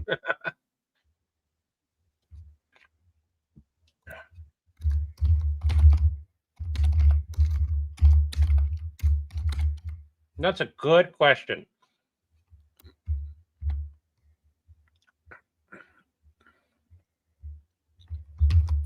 Then Levi's line gets changed to Abraham Lincoln. Abe stole the phone booth from Bill and Ted. Because if you guys remember, the phone booth that Bill and Ted used travels not only in time, but like it can travel in different locations. It's effectively an entire ripoff. So I changed your line to Bill, Ted, how did you lose the phone booth time machine? Honest Abe stole it? Do you know why? Something about killing a vampire? Oh no. John? Yeah, that's really nice. That's really nice. That's a really good hook, too. Bill, Ted, how exactly did you lose the phone? How exactly did you lose the phone booth time machine? Honest Abe stole it. Do you know why? Something about killing a vampire. Oh no, John! Yeah, I like that. Taking a moment. People are like, why does Villain support protect Gary so much? He's our friend. No, he's your friend. No, he's my friend.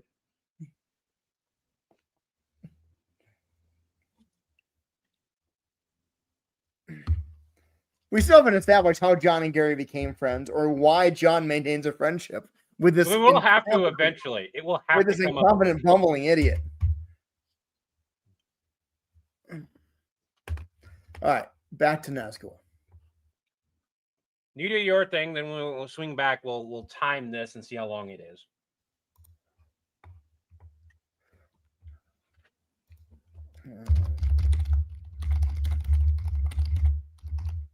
Gary grows on you.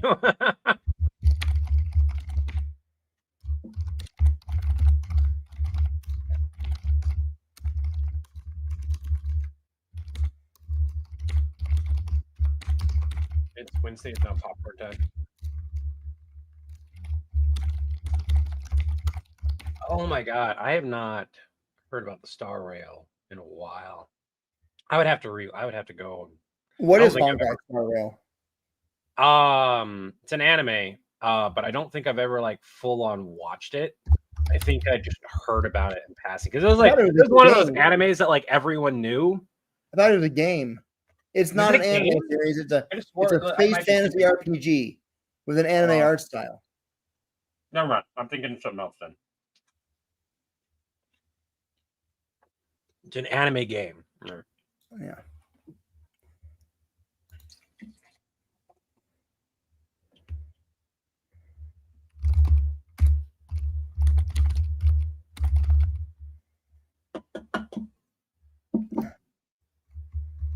It's from the same company as Genshin Impact.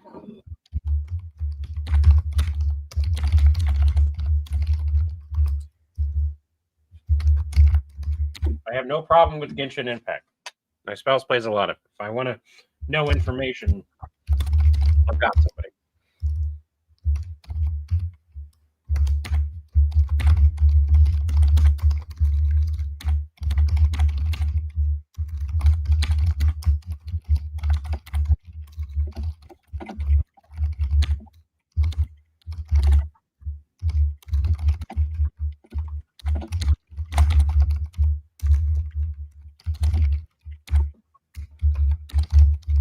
I made some pickles. and Raven's like, I just want pickles. And I'm like, I want fresh veggies. Copper. Fresh vegetables, they can have the pickled ones.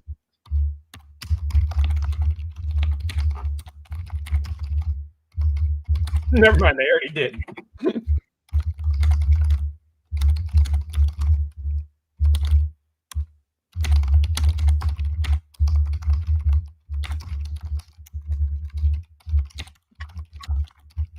It's now a theme park. But how does Abe know Gary's in the shipping container? That's a good question that we do not have to answer until later on in the skit, but that is a good question.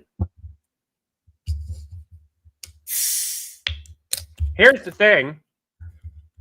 who's to say Abe doesn't have a mystic item that tracks Gary, but it wasn't picking him. But he, Gary got away. Who marked Gary 150 years ago?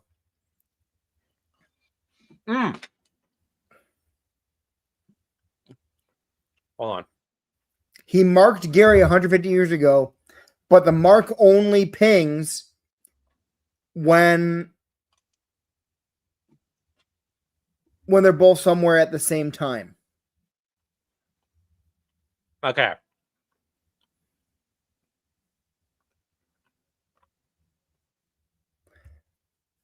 What if Abe was actually at the theater because Gary was in the play and he was going to kill Gary, and then John Wilkes Booth did his thing? What if John Wilkes Booth was working for Gary?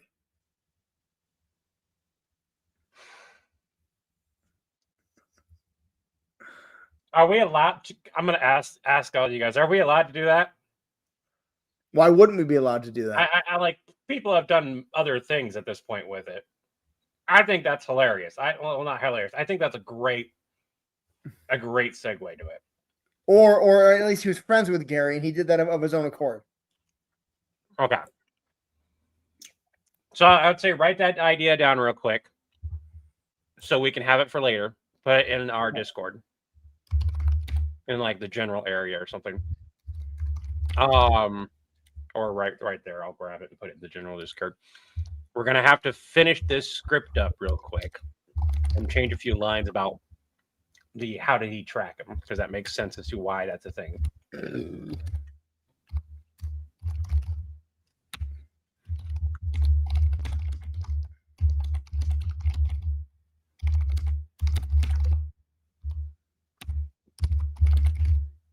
John asking how did he even find him,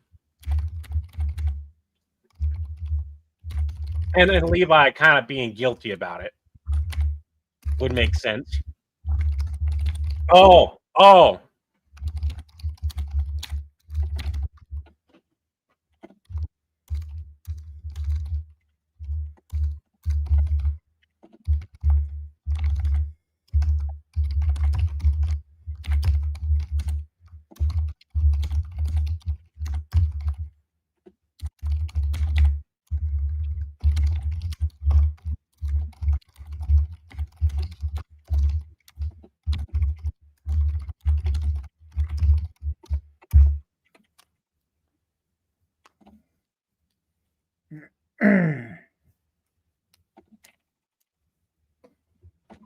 What is Phanon, Ukazomi?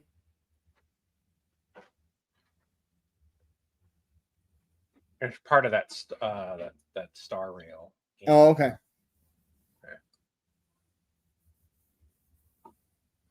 So we don't need to. It can be before. Oh, he didn't survive. Bill and Ted went back in time and grabbed him from like 1864. Before and took him forward in time, and the tracker he thought wasn't going to work pinged in 2025, and he was like, "That damn vampire's still around," or "That damn vampire is still around," or however it was. Hey, Curran.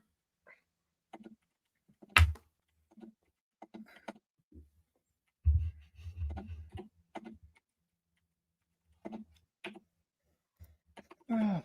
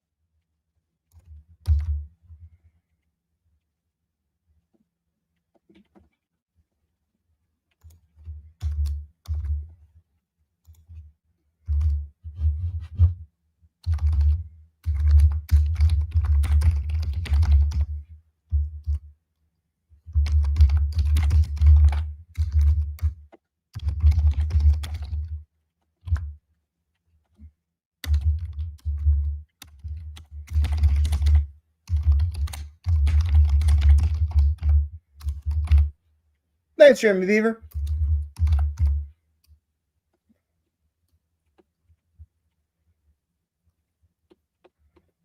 Gary steals the phone booth and becomes whose grandsire? His own? Oh, Gary becomes his own grandsire, his own grandpa? we kind of did that. We already kind of technically did that. The reason Gary is the way he is because of Gary messing with time, talking to himself and getting returned. Yeah.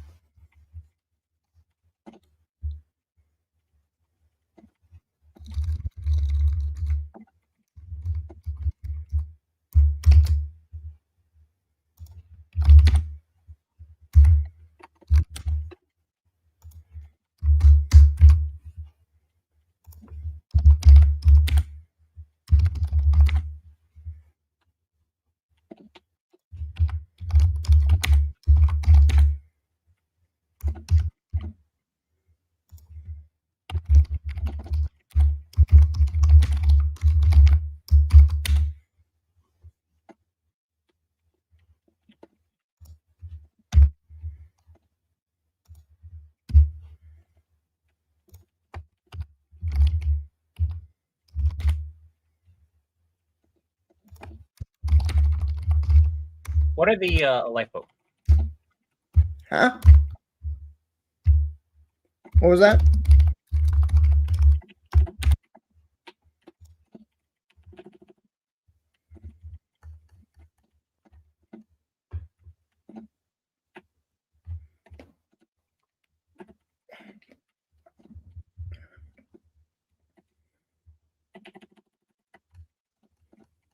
All right, I'm going to record this Yellow Lanterns bit. Okay.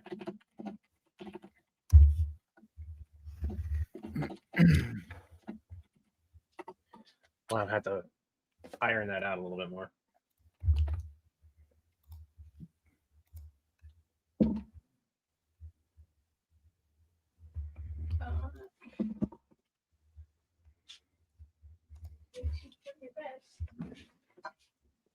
Here, can you throw these away for me?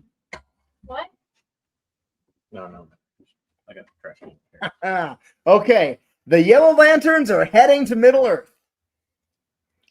The Yellow Lanterns are heading to Middle Earth. Oh, what the hell? Yep, Sinestro was all for it. He is super excited about getting Yellow Lantern rings to you, the other Nazgul, Sauron, and even Saruman. Wait for it to turn on. Listen, I explained this to you before, but it seems you might not have been listening. When you take the Yellow Lantern, you're joining Sinestro's group. Yeah, can you live with that? Cool. Also, be aware, there's a guy named Atrocitus who's probably going to show up also. Okay, now he runs the Red Lanterns, which are those are based on rage, and the orcs are probably going to be drawn way more to those than they are to the yellow rings. So just be prepared. If that happens, the orcs are going to get a lot angrier. The Balrog under Moria might also get one too. Also, I need you to relay all of this to Sauron for me, okay? Nope. I mean, he's still holding a grudge against me from when he lost the one ring. I told him, don't wear it on your finger. What if your fingers get cut off? And then, of course, his fingers got cut off. I might have said, I told you so.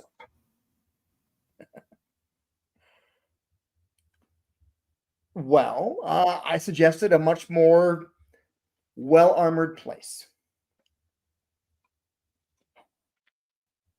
You know where. It does change size to fit the wearer, after all. It can get pretty damn small if you need it to. Yes. Yes, I did. The cut point is like that. It does get pretty damn small. That's a perfect cut point. I like it, but because the lines after that are, he goes, did you say those exact words to him? Yes. Yes, I did. I'll put all of it in, and we can let the audience determine. Yeah. So the lines I have to add to that. So John, he's gonna kill him. John is slowly giving Levi a dirty look. And how did he even know where to find him? That's great news. Well, I kind of maybe told him a blood tracker that could find him anywhere he went, and I guess it started to ping. What? Why would you do that to Gary? I was like, in my defense, I didn't know he'd use it on Gary. Also, I don't feel too bad, given Gary's kind of the reason Abe died. So, like the Levi doesn't really feel bad about it. And then you go, hey, Amber Pro Force resent us? Yes. We are literally telling Sauron he should have worn that ring of power. What if you would have cut it off?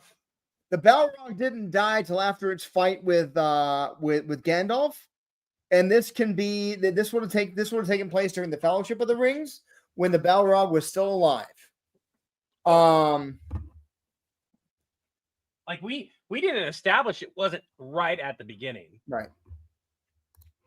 I'm going to meet you again because I got to record the Witch King's lines. Oh, okay, go ahead. Then we'll discuss the Gary stuff. Come on. And then hopefully work on Stitch You game. texted me. I think ending yes. I think it'd be perfect.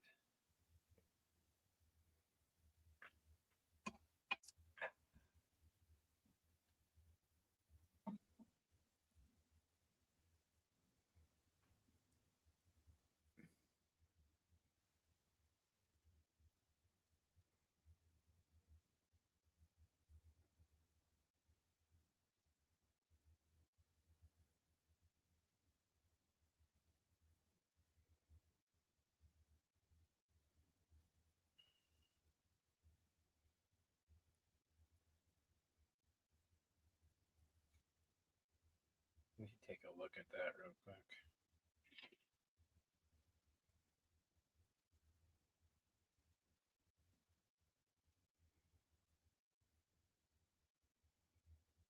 All right. Let's do this. When the DM gives the cleric a wish.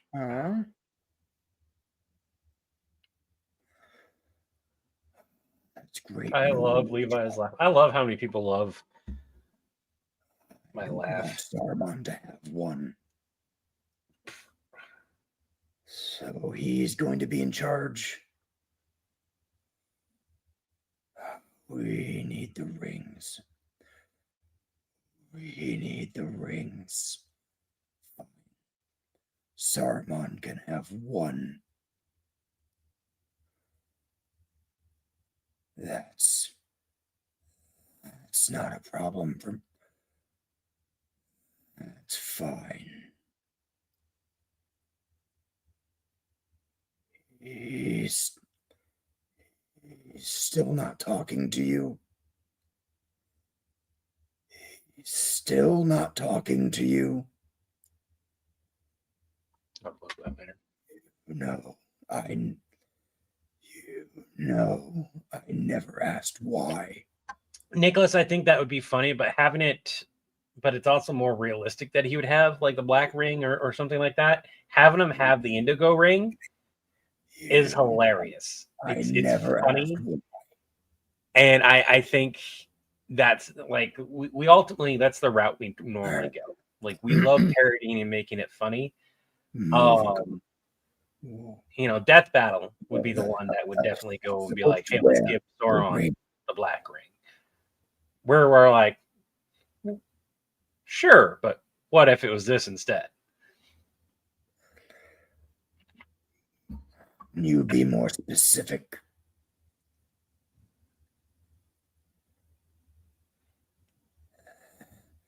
Like some things have to make sense, and the other things just need to be completely out of the realm. Oh man, my back. What were you saying? Oh, I was just talking to him while you were everything. This is going to be the common thing. That is a great opening line for part 4. Something is wrong with Sauron. He made me coffee and a bagel. He offered me cream cheese. This isn't normal. Can you mute your mic real quick? Mute my mic? Okay, 1 second.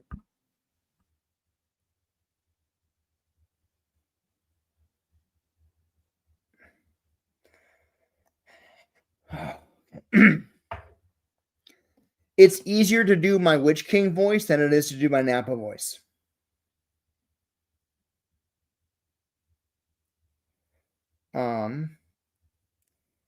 How long is the video I just recorded of John? 142. Is that small enough to go on Discord? If I cut it down, it should be just short enough. Okay, the Yellow Lanterns are heading to Middle Earth. The Yellow Lanterns.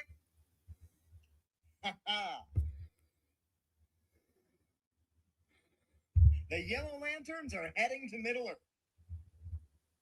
Yep, Sinestro was all for it. He is super excited about getting Yellow Lantern rings to you, the other Nazgul, Sauron. Thank you, Mike67439. Have an awesome night. I explained this to you before, but it seems you might not have been listening.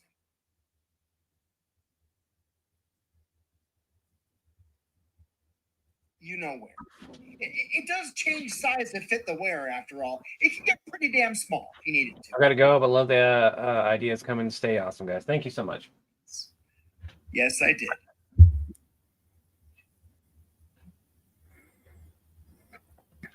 Yeah, and that's another thing. True Levi, for comedian's sake, it would be purple, but as far as battle.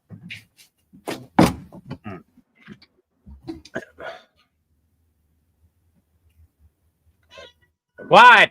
Oh my god. What the? Oh. You want to make sure they have some food upstairs, please? So they stop bitching. You'll have to remind me when that thing has more power and everything, and I'm not working, to see about getting things fixed on it. I don't know why everything got signed out and broke.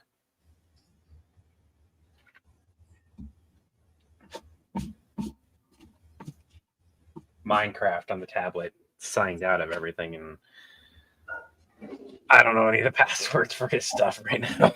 I would have to look them up and find them and everything. I want to concentrate on work right now. Oh, all right. So the lines I wrote is you turn in and give me a look. How did he even know where to find? Do you want to just read them? Give me a second. All right. Give me a second. Yes. Okay, it's working. Good. All right. I'll start from the start. And we can kind of work back down. to Discord. Okay. Go for it. All right. Bill, Ted, how'd you lose the phone booth time machine? Honest Abe stole it. Do you know why? Something about killing a vampire. Oh no, John! Gary, you can't get back on the ship. Because it was recently christened with wine. Okay, this is maiden voyage. It's not exactly blessing, but it's blessy enough. Yeah, that's why it hurt you to be on the ship. So we're gonna find another way to get you out of Africa and up to Transylvania. Bearded top hat guy? What is that supposed to mean? John, what? Bill and Ted lost Abraham Lincoln in 2025, and he's now hunting Gary. That's what Gary meant by bearded top hat guy. So, isn't Gary Oldana Sabe's one that got away? Uh-huh. John, he's gonna kill him. Is that John's line? Yeah, John slowly giving Levi a dirty look. Oh, I thought it was okay. I wrote that. The Abe marked Gary. I'm like, that's not a good line. Who wrote that's backstory. All right. How did he even know where to find him? I kind of maybe sold him a blood tracker back in the day that can find him anywhere he went, and I guess it started to ping. Why would you do that to Gary? Well, in my defense, I didn't know he would use it on Gary specifically. Also, I don't feel too bad given Gary was kind of the reason Abe dies, so. Hey, Booth went after Abe on his own without any instructions from Gary. But we can't let Abe take him out right now. Yeah, because a chronically broke bumbling vampire is totally worth keeping around. Gary, for now, just find a way to keep your distance. I don't know, put your coffin in a lifeboat and book it. It could be worse, man. He could have found you in the daytime. It's missing something. Yeah. Missing something. I like the fact that he found him at night, which gives Gary a way out. Right. The explanation here fits perfectly. It doesn't distract from the story, but it's missing something like right after my line of, yeah, because a chronically broke bumbling vampire is totally worth keeping around. We need something else after that. That either needs to be, no, that can't be the ending because it's an assumption. We don't know what's happening, right? Right. Here, I'm gonna put this in a. Let's stop using Discord for this. Let's put that in a. Yep. Give me a minute.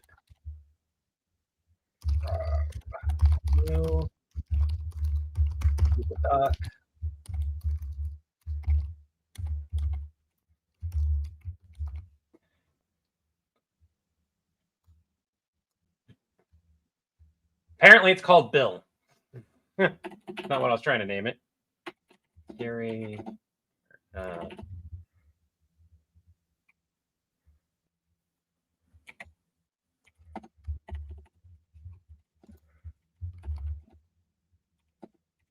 Gary Travel Woes Part 2. It's just a temporary title.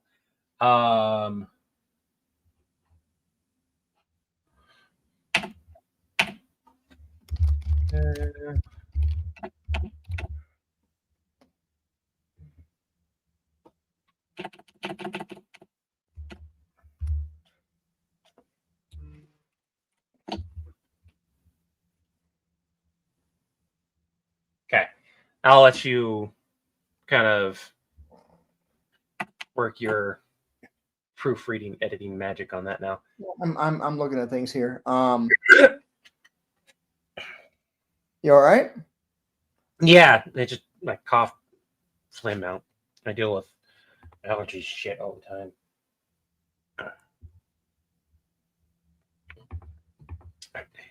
I mean, realistically, Levi's gotten to the point to where he's okay. Like, we have seen Levi be 100% okay with Gary going poof. He still helps, but he also has he doesn't care about the debt he owes. Gary is chronically in debt, which is why the line of, yes, because a chronically broke, bumbling vampire is totally worth keeping around.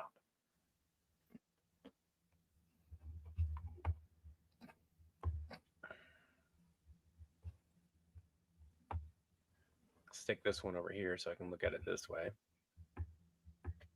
What you looking up? Me?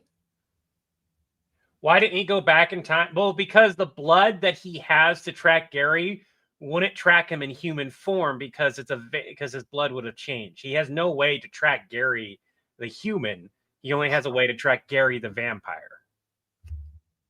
And he'd have to go back to every single year and wait till he couldn't find Gary, and then go back forward day by day by day until he could. And then the day after Gary gets changed, he'd have to go back in time one more day to that date and that area and try to prevent it. And it would take him a decade or of longer. real time to figure it out. And now, here's the thing, though. In Bill and Ted logic, he could just say, "No, I'll just go back in time and stop you from being becoming a vampire."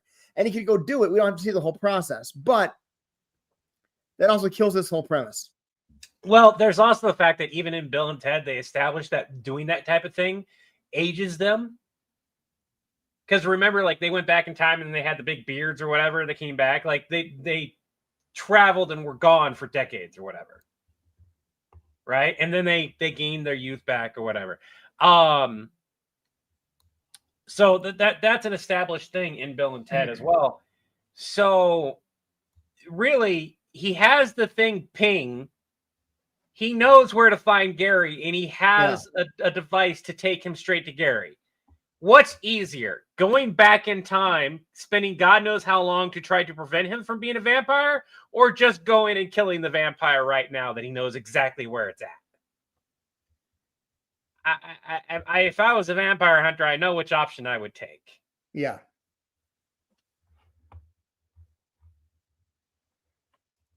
It's untold issues, or, oh, hey, I'm going to go kill you.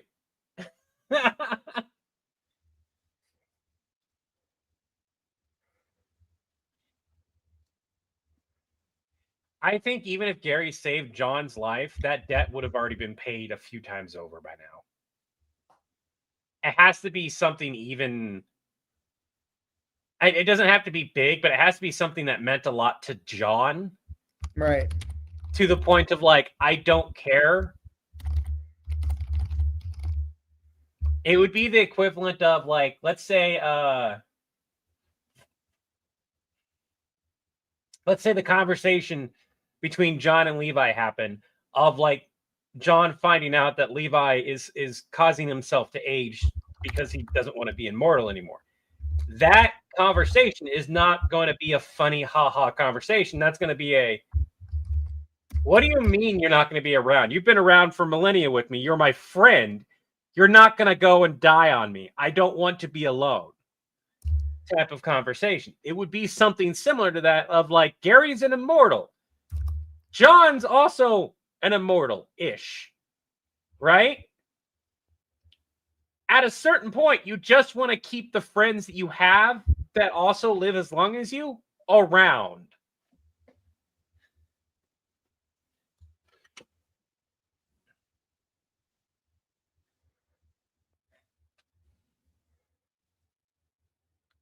And this is the point of where it is like, Gary is not Levi's friend. He's an acquaintance at most that happens to owe him money. But because he's John's friend, Levi goes, hey, I'll help you. It's that I don't care if you end yourself, but also you're my friend's friend.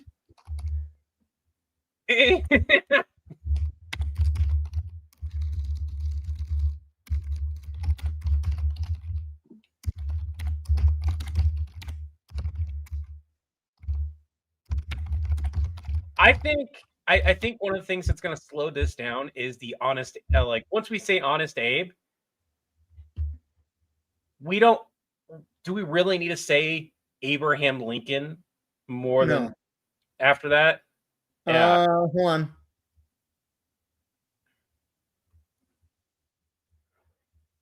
Yeah, no, the Levi needs to tell John, Bill and Ted lost Abraham Lincoln in 2025. Yeah, I think that's the only time I need. And then he's hunting Gary, and John goes, okay, Abraham Lincoln, vampire hunter. Yeah.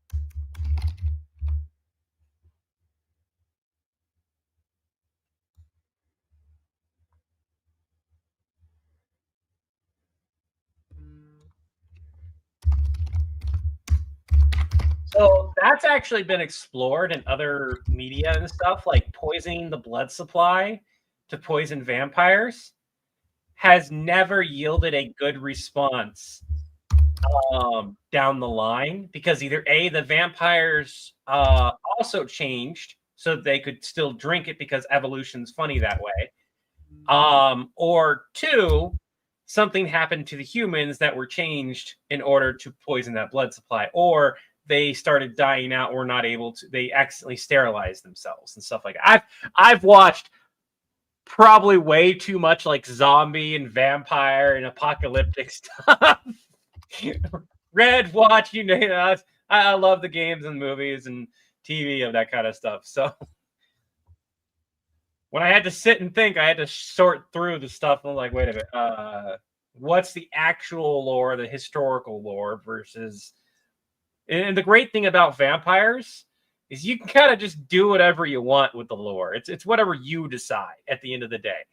If I want Gary to be able to travel across water, he can travel across water. If I want him to have an issue and he has to travel across water a certain way, I can do that. Because there are vampires that can travel across water, but they have to do it specific ways. And so you can take what you want from whatever culture, whatever lore you want, and kind of do whatever you want with it.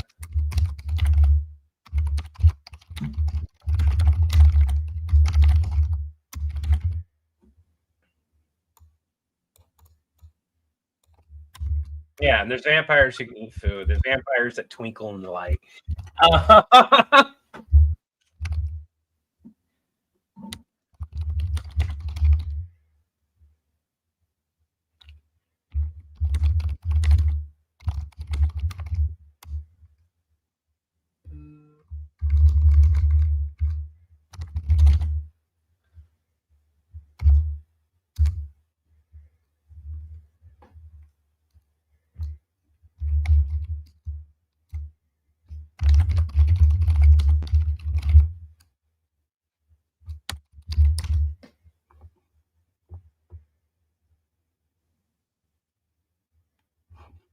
Does he have a extra strong feet? Yeah, we established like he's. Yep. Yeah.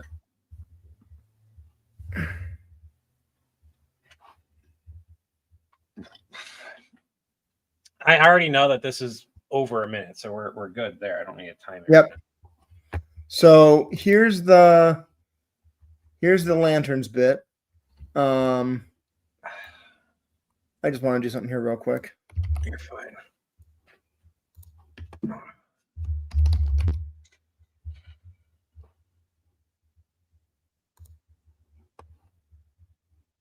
That gives the same vibes as all the vampire general arguing over what hurts vampires in Netflix Castlevania.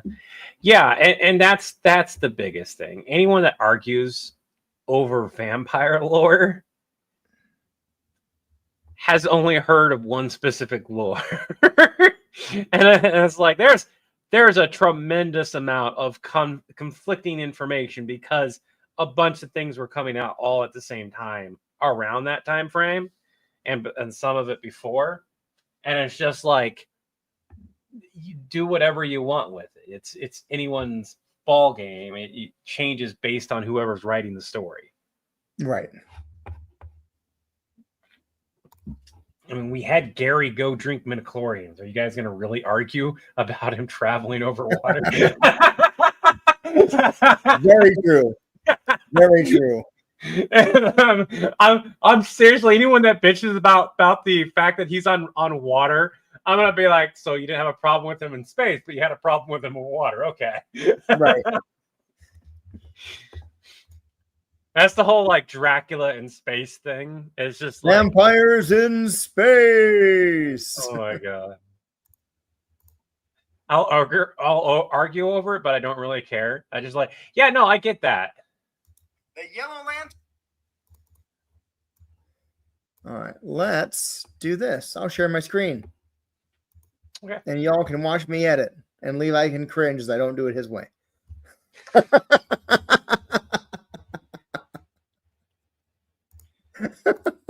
So I can't even bitch right now. I'm currently taking as I said, take a break from Yep. learning for a moment.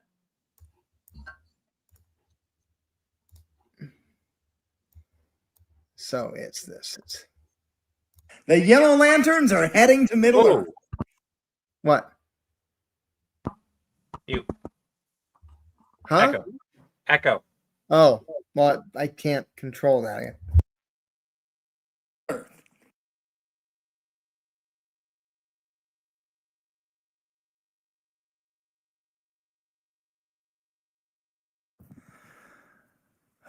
That's great news, John. What's cool about that particular part of the lore about moving water, is that there are stories about vampires crossing the ocean, but not being able to cross That's great. like a lake, a flowing river, even though they just crossed the ocean. And the reason why is it's not the flowing water per se, it's the act of touching the water. Heading to Middle Earth. You have to do it in a specific way in order to cross. was all They for have it. to have their coffin and soil of origin type of thing in order to safely cross. They have to be in the coffin or near it and something like that. There's entire storylines of utilizing that lore. But they can't, like, if you cross the water and they're trying to chase you, they'd have to find a different way to cross the water. And some of them, being able to transform, can fly over the water because it's a small lake. They can fly over it. Some of the lore says they can't cross it in any Saruman. fashion. I don't want Saruman to have one. So listen, I explained this to you before. I have deep dived into vampire Lantern, you're joining a long time ago, and more recently when we were originally writing Gary out. Be in charge. I was deep diving again because people have brought it up. Wait, I could have remembered, and I saw more information and more things on it, and it was interesting to me, so I went further.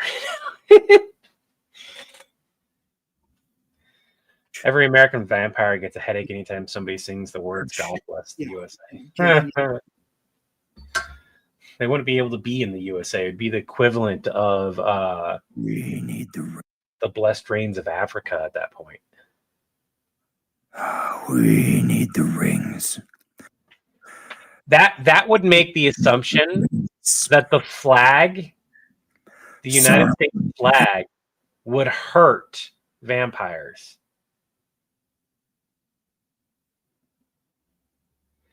I'm only picky that it is covered like that. It might be weird. Yeah.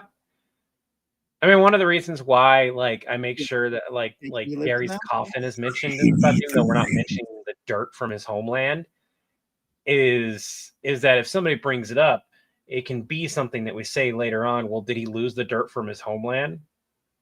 If it's something that needs to be brought up, if we feel like it. We need the rings. Cool. Also, be aware, there's a guy named a lot angrier. The Balrog under Moria might also get one too.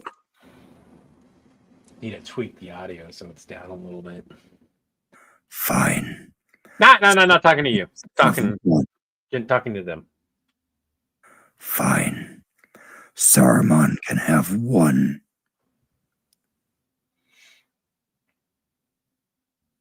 Fine. Saruman can have one.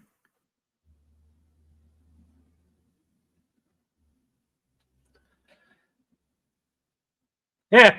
Does Gary get hurt when somebody says bless you when he sneezes? When God Save the King, his son are played? So get one too. He doesn't get a headache. Fine. My favorite. Also, I need to relay all of this to Sora. I love Weird Al. Weird Al is awesome. Oh. Mr. White, who's on Twitch, also why the Vampire Kingdoms are largely south of Rio Grande. That's not a problem for. That's fine. That right there, that is really good. That sounds like a wraith. You did an excellent job on that.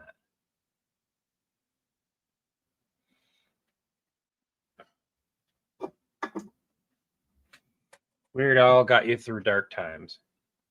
I think it's really cool that like Under media, Moria might also whether get. it be That's fine. somebody like us, YouTube creators, TikTokers, actors, writers, whatever it is, being able to affect people like that to help them through hard times is always awesome. Sauron for me, okay? He's still not talking to you. The whole faith thing is Still not talking to you. based on belief. Yeah, that's another thing. It's like there are some stories that are like, if you don't believe in it, it doesn't work. It only works if you wind up believing, not necessarily in the cross, but you believe that it works. That's to Sauron for me, okay? Which I thought was a really Still cool thing. not talking to you. Can't remember what it was. He's still holding a grudge against. But like that was pointed out. I was like, you don't believe in it, so it doesn't work. And then like they wound up. I think it was a kid show that did it. I think it might have been one of the Halloween movies or something like that on Disney or something like that. One of those low budget films. But to me, that was a really awesome idea. That it didn't matter the religion. What mattered was talking to you. That this thing hurt this. He's still holding. And if you didn't believe it, he's still not talking to you.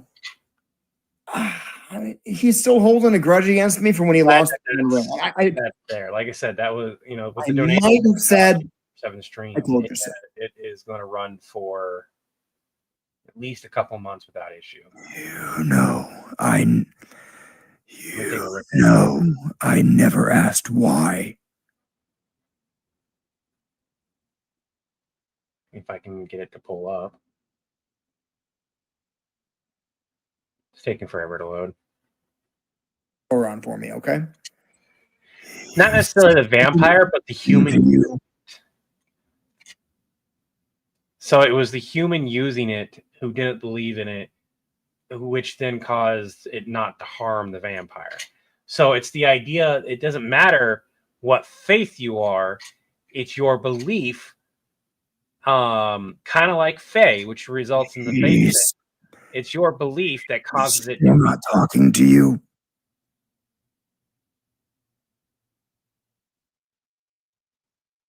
He's still not.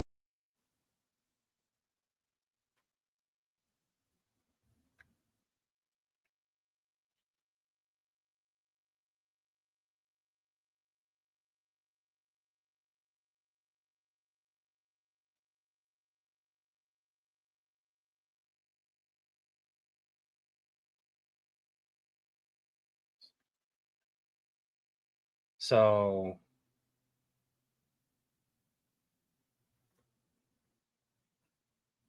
it was we originally published we started the 24/7 in the end of August. So for an entire month, it gained $90.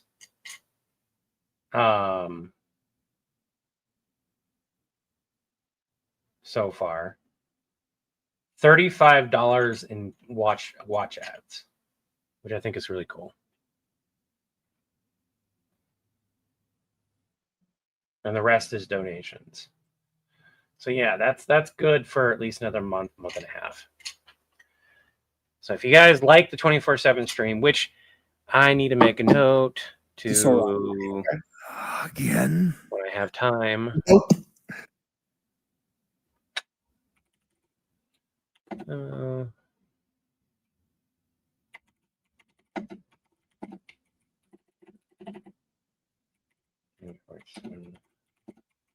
Live stream with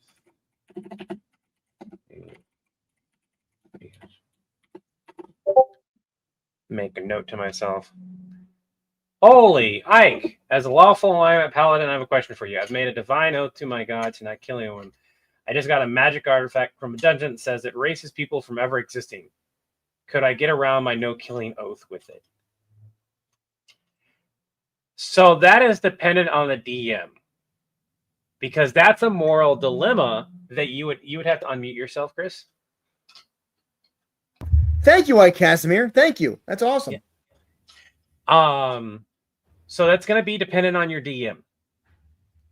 If I was DMing, it would be your character, does your character believe that you are killing people by erasing them from existence? Because that's a very, very powerful artifact. And as a DM, I would place a lot of limits on it, because otherwise you're going to just walk through anything I make. So, like, it's got a one-time use. It can't affect certain beings or something like that, right? Nope. And then you made a no killing oath. Does preventing somebody from ever existing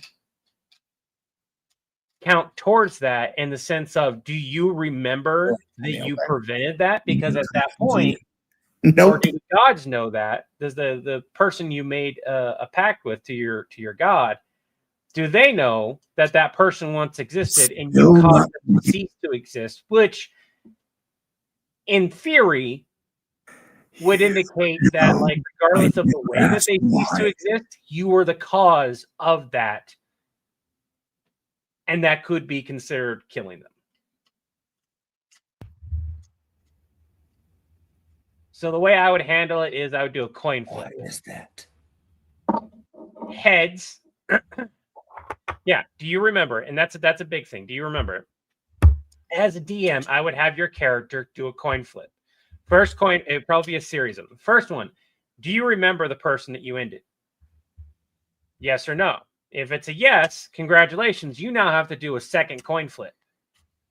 If it's a no, you don't know. However, there's always going to be consequences for using it regardless, and I'll get into that in a minute.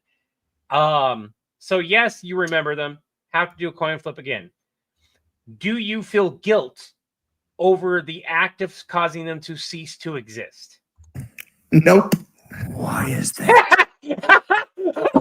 Holding a grudge against me from when he lost. You were sitting there editing, and I asked the question. It was like, when you flip, do you feel guilt over the act of causing them to exist? And that thing said, nope. Lost them one ring. And I told him, don't worry on your finger. Somebody clip that. That was perfect. No,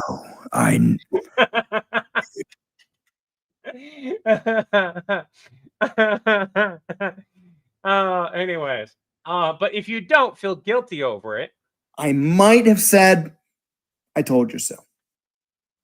Here's the thing. As a DM, if you're going to play a paladin, you're going to play it, or there's I never asked why. And if you're playing, depending on what you're a lawful alignment paladin. You're not good. You're just lawful. Why would you abuse it? You would follow your laws, your views of the laws to the letter. Where the hell out? And that would mean to you, to most paladins who do that, a no-killing oath would be the ceasing to exist somebody would still follow that law. So you would be breaking your own tenet and breaking your own laws. You would be breaking your own alignment by abusing the power. As a player, yeah, I get it. You want to use that thing.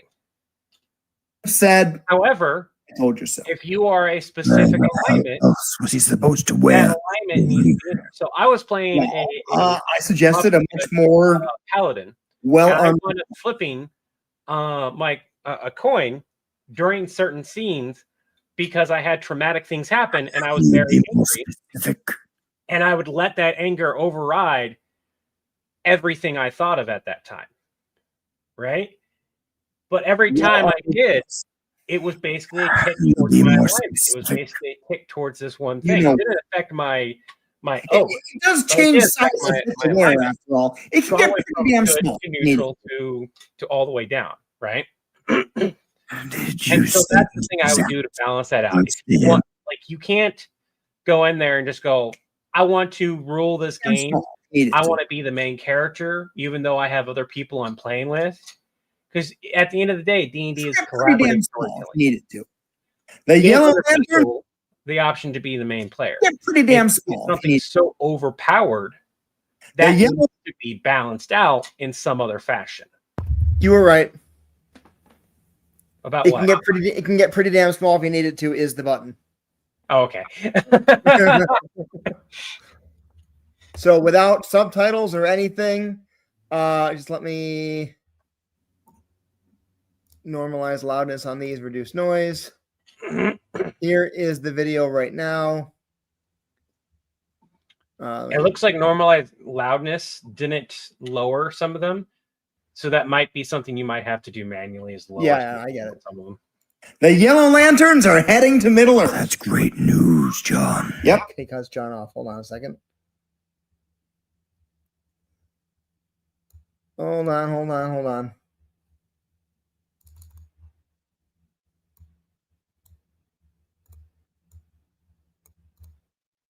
Who's John?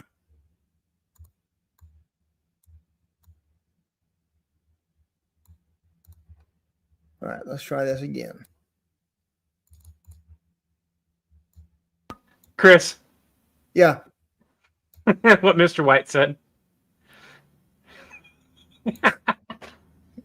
Like you were right. Yeah. About what? Yeah. The yellow lanterns are heading to Middle Earth. That's great news, John. Yep. Sinestro is all for it. He is super excited about getting yellow lantern rings to you, the other Nazgul, Sauron, and even Saruman. I don't want Saruman to have one. So listen, I explained this to you before, but it seems you might not have been listening. When you take the yellow lantern, you're joining Sinestro's group. So he's going to be in charge. Yeah. Can you live with that? We need the rings. Cool. Also, be aware there's a guy named Atrocitus who's probably going to show up also. Okay, now he runs the red lanterns, which those are based on rage, and the orcs are probably going to be drawn way more to those than they are to the yellow rings. So just be prepared. If that happens, the orcs are going to get a lot angrier. The Balrog under Moria might also get one too. That's fine. Also, I need you to relay all of this to Sauron for me, okay? Still not talking to you. Nope. Why is that? I mean, he's still holding a grudge against me for when he lost the one ring. I told him, don't wear it on your finger. What if your fingers get cut off? And then, of course, his fingers got cut off. I might have said, I told you so. Where the hell else was he supposed to wear the ring? Well, I suggested a much more well-armored place. You be more specific. You know where. It does change size to fit the wearer, after all. It can get pretty damn small if you need it to. So I like it. It's a really good skit. Yep. And I'll be honest, you do not need to change anything. This would be a nitpicky thing. Mm-hmm. And I love. I'm being clear, everyone.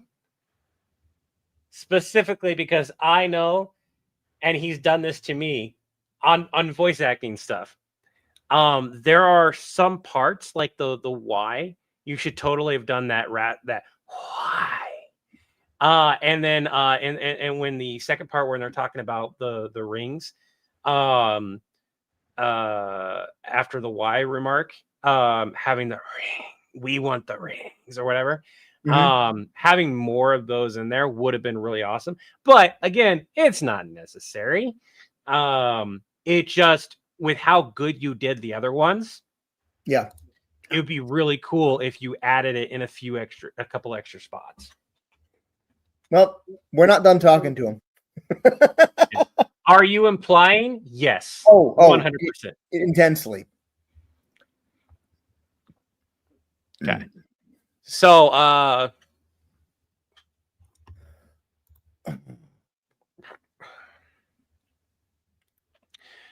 why not? What purpose is there in keeping around a that line? Well, we can't just let that sounds too bulky of a line. Do you see what I have on the screen?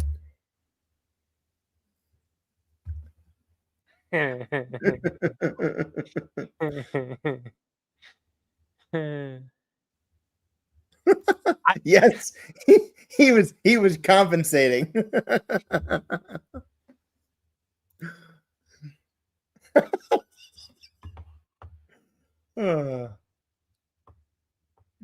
I think if you want me to, okay, I need to know here. You rewrote my line from yeah, because a chronically broke bumbling vampire is totally worth keeping around.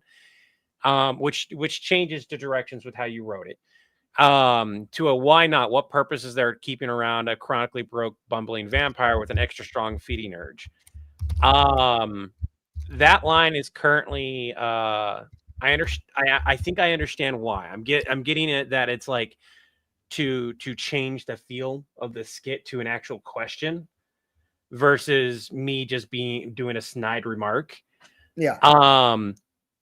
We could do both and it Yeah. not be as If you have a bumbling. suggestion on how to make it better, by all means. By all means. That's just me throwing a suggestion in there.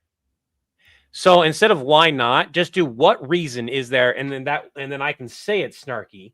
What reason is there in keeping around a chronically broke chronically broke? I need to have a comma there. Let me.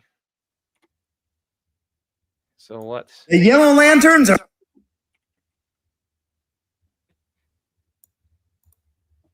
Saruman.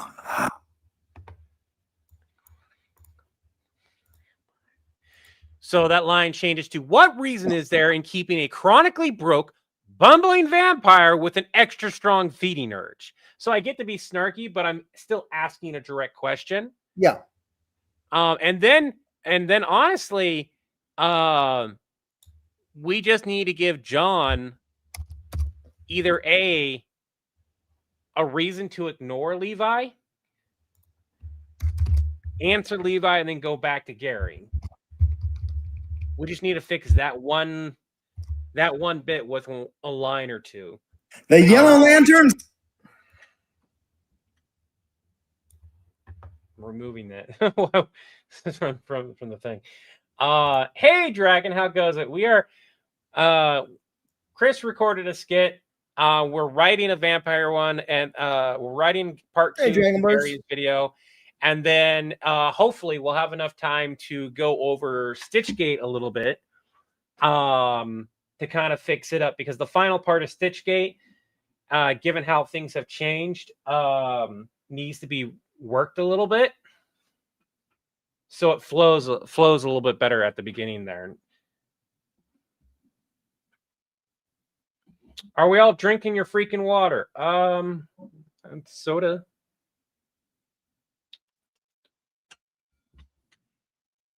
What about you, Chris? Have you had some water?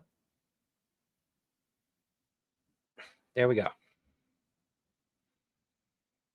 Outside of my back dragon, I'm not doing too bad. And when I get done with here, I'll go upstairs and I'll lay in the heating pad and for like a half hour or so, and then talk to the kid if they want to talk to my kiddo, see if they want to hang out again. Because we usually hang out for about a half hour to an hour, watching our shows. We got to season 6 of NCIS, and Raven's like, I don't want to watch it without them right now. I know they come back, but I just don't want to watch it. So let's watch something else. So we're watching Netflix's what is that called? Haunted Hotel or something like that. It's like a cartoon. If I can get Netflix to work here. Yeah, Haunted Hotel, which has been pretty fun. Have you had a chance to watch Haunted Hotel yet? No, you haven't? I would suggest watching it with one of your kiddos. Why? I do not think you'll enjoy it nearly as much without them. It is not a show that I would honestly have stuck around. It's fun, but if I wasn't watching it with my kid, I probably would have turned to something more adult. It's got adult humor in it, but it's a kid's show. 100%.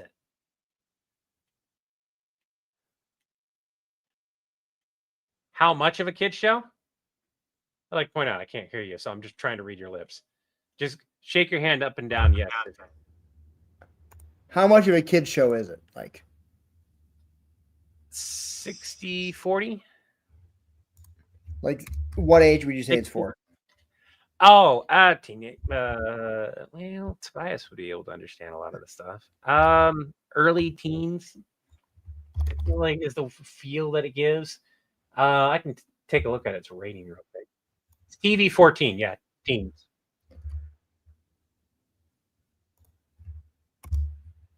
So like that in one of the episodes, there's a hotel room that tries to get it on with the kids who are their mother who is divorced. Okay. But not so graphically that it's a problem. Just a uncomfortable, like, I want to marry you type of thing, even without knowing you. And no like sex jokes into that. It's like very light on the adult humor, but enough that like adults will go, haha.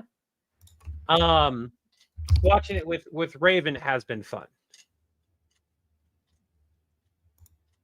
But like I said, I would not have watched it after the first. I would have tried to watch the first episode and been like, this is more of a kid's show. I don't really feel like this. This is too childish for me at the moment. I say that, and I like that the Owl House. But that was also one of them that I watched with my kids. So I don't know if that's one of them that I would have gotten quite as into without the introduction of watching it with my kids. Drawn way more to those than they are to the yellow ring.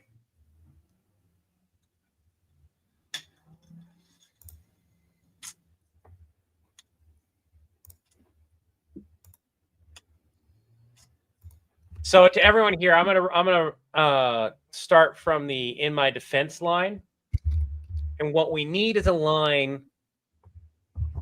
Either John says or something. Okay. In my defense, I didn't know he would use it on Gary. Also, I don't feel too bad given that Gary's kind of the reason Abe dies. So John goes, "Hey, Booth went after Abe on his own without any instructions from Gary, but we can't just let him take him out now.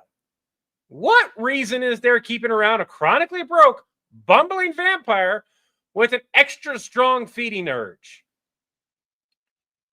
And then the line that's currently there is John just giving Levi the stink eye, going back to Gary. Gary, for now, just find a way to keep your distance. I don't know. Put your coffin in a lifeboat and book it. Could be worse, man. He could have found you in the daytime. Which is a new lead up to the next possible part. It allows it to be open-ended. It's a great open-ended line that goes, hey, yeah. It establishes that he found him at nighttime. It gave him an opportunity to escape.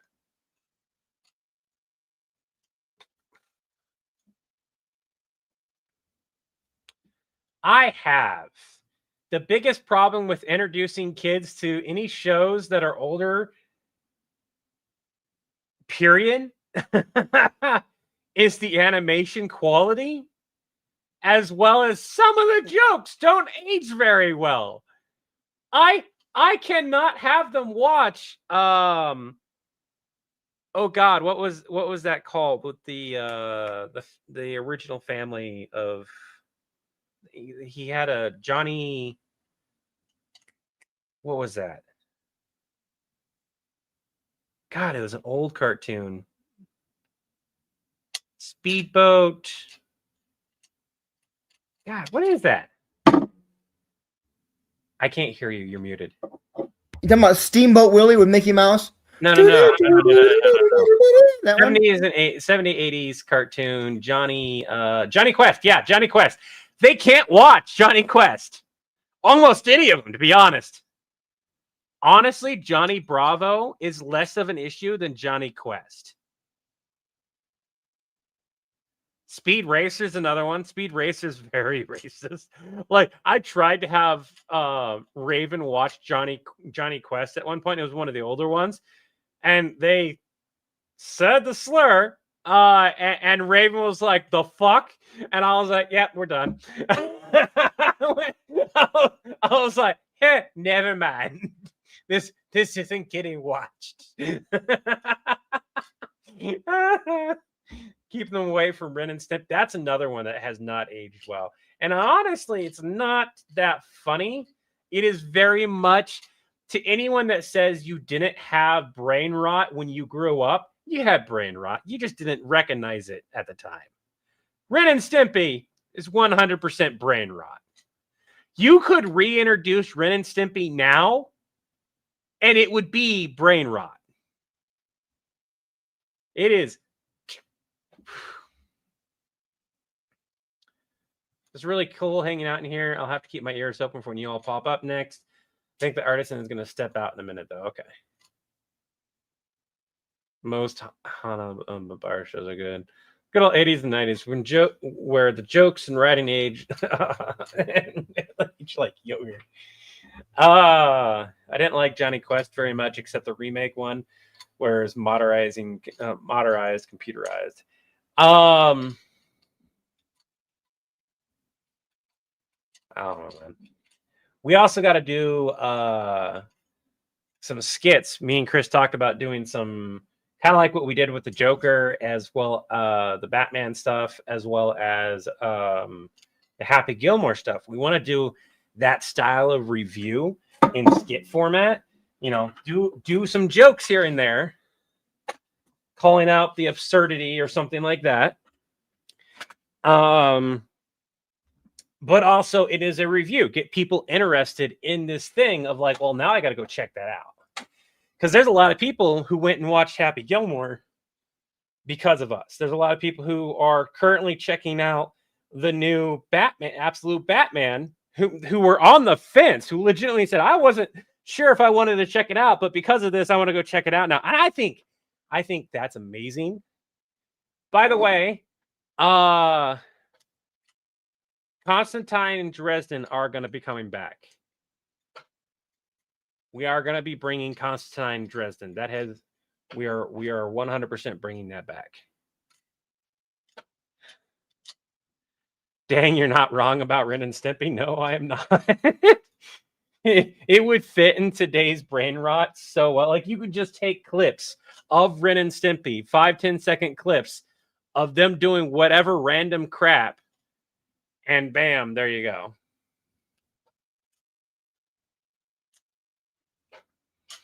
I would love to. Who here remembers Totally Spies?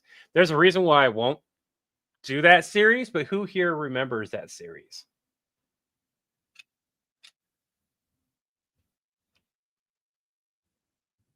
Constantine. So where's this Shao Tucker? He has a meeting with Cthulhu.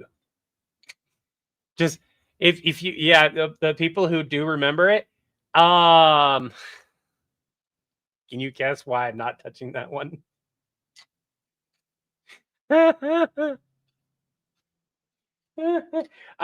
looked it up. I wanted to go do content with it, and then because like I'm remembering it as when I watched it. Yeah, that's exactly why I can't ever do anything with Totally Spies. Chris, the reason why we can never do Totally Spies content, it's a cartoon, but yeah. I didn't put that together until I saw a TikTok video, and I'm like, oh, I can never do content. I was going to, but I was like, no. For being a show about 3 female protagonists, it wasn't very. Yeah. The gag I heard was that the way the title is pronounced is Totally Spies, like sarcastically, just because. Yeah. And I think I liked it. I liked it when it was released, when it was out. I didn't think anything of it. When did that get released?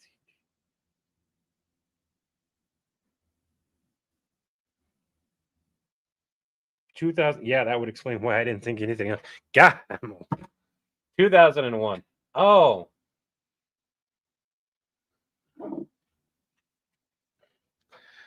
You should do a like Hogan's Heroes type thing. You were too innocent. No. Just more along the lines of like I had a lot of other crap going on. I didn't really pay attention. Yay, ad jail. I'm so sorry. Let's take a look at it. Let's go to Stream Manager.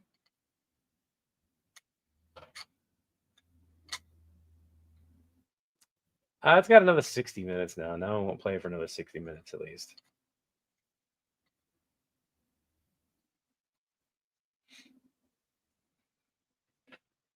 Life was happening and didn't notice. Yeah, that's exactly. Again, 2001 was a rough year for a lot of people. What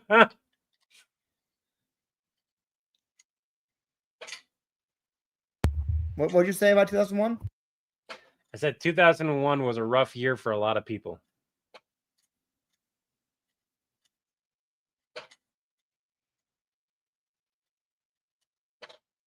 The fact that I was led to believe that my uncle died. Fucking bullshit. Who does that to a kid? Jesus. You're free from Agile Dragon. Hey, you won't have to worry about it for another hour. Although I don't think we're going to be on for another hour. We're going to review a couple scripts and then probably call it because we've been on for 3 hours and my back's starting to really hurt. And I would suspect that Chris is probably tired as well. Because it is 10:30 there right now. And we've been live for 3 hours.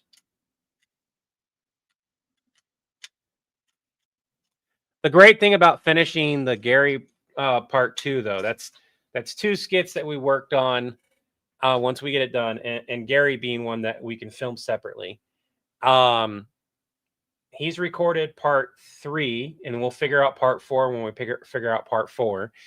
And then if we can figure out and tighten up Stitchgate by the end of today, that will be 4 skits that we will have, 2 of which we can record separately. We don't have to be active on the same thing to do it. Did I break what chair? No. This chair is fine. I did not break, and I would like to point out that the other chair was very old. It was on its deathbed. I've had people send me like because I did a review way back, and I had somebody mention, I was like, oh, I never had any of these problems with the chair, and it's 7 years old, and I was like, yeah, it still functioned as a chair with all this stuff, but like this isn't an unheard of issues that I had. But no, Dragon, I mentioned this before. I've got scoliosis, so like the reason I don't hold a normal job is because I can't stay in any position. Like you see me moving around a lot here and everything. Doing long streams, I'm not sure how I'm going to realistically do anything longer than 3 to 4 hours because of the pain level will get worse and worse the more I stay here. I need to get up. I need to go walk around for a while. I need to go sit on the heating pad, that kind of stuff. And so I have to take on scheduled breaks. And like, even when I'm editing and stuff like that, one of the reasons it takes me longer to edit, is sometimes quite literally I'll be hyper focused and I will get some pain and I'll be like, I can't concentrate on what I'm doing. I need to go take a break. Filming, we've had times, and Chris has actually seen me where I'm like trying to film through pain, and Chris is like, just stop. You know, like, come back and do this another day. go take care of yourself. It's just something I deal with. I have hits. It sucks. Doing anything sucks. Yeah.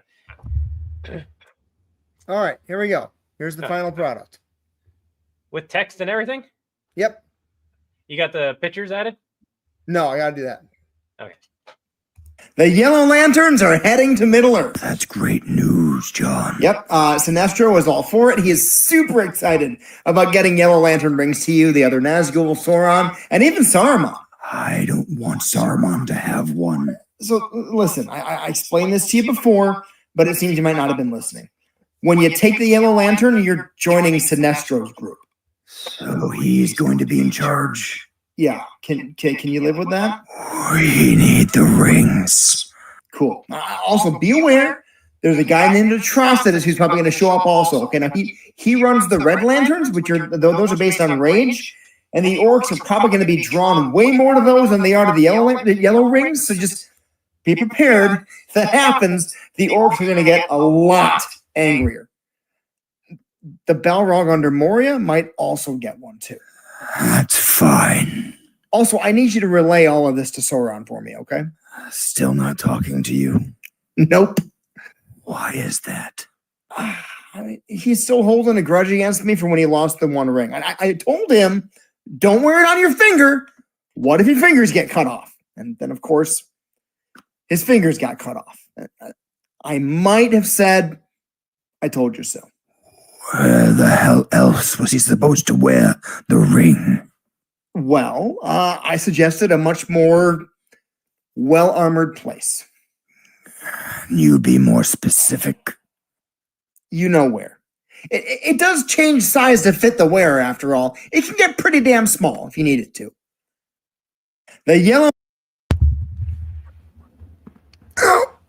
I like that. I do too. Like I'm not the only one hurting.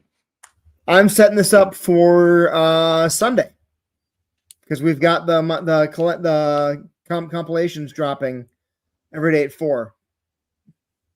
Okay. That gives us 3 more days to get content put together. So at least a couple more videos to get out there, so we don't have to use the other stuff.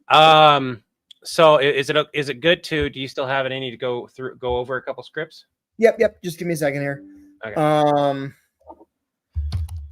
Fellowship of the Lanterns. Warforged. I'm not saying don't work hard or don't work through some pain, but don't injure yourself and don't kill yourself. So when I was much younger, I was doing 16 to 24-hour shifts way more often than I should have, and 100% was told by my doctor later on in life that one of the things that caused because I was much younger at the time, so I was still in that zone of like making things worse. I exasperated my condition, but I did the thing I wanted to, and at the time, even though I would have like entire weeks of not being able to do something, I absolutely loved my job cooking. It was one of those things that I could lose myself in, and at least at the moment, I was in good enough shape, so to say, that I could push through the pain.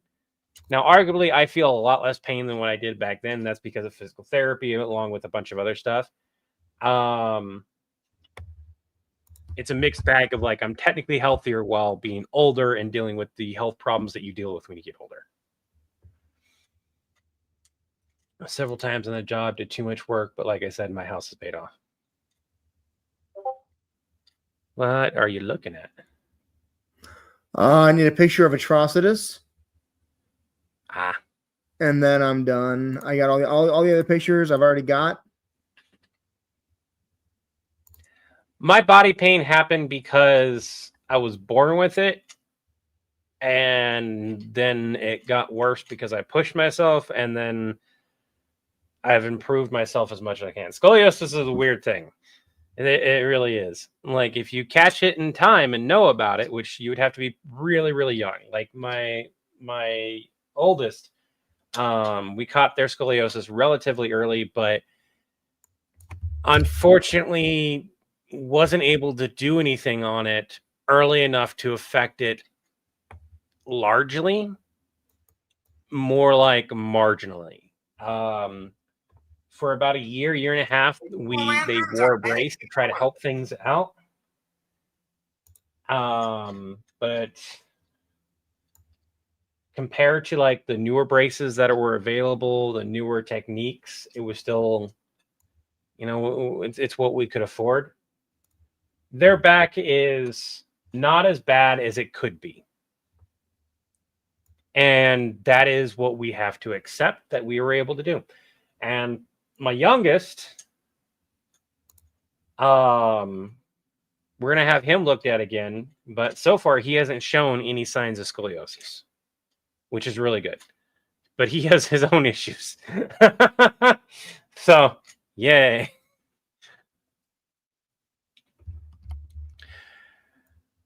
I used to live by the dog food plant.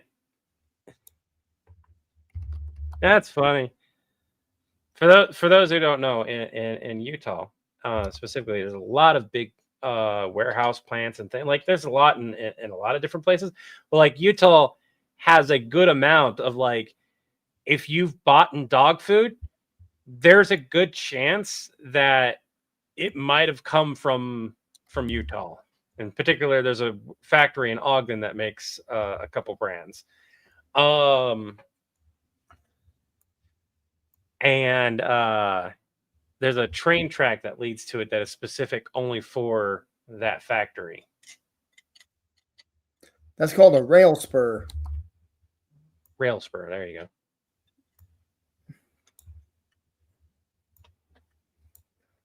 Let me just get the references here real quick. The Yellow Lanterns are heading to Middle Earth. How do we know that Sauron isn't going to be able to change the ring or make his own version of the Yellow Lantern ring? Because he doesn't remember, he doesn't get that ring. he doesn't get the yellow ring. Oh my god.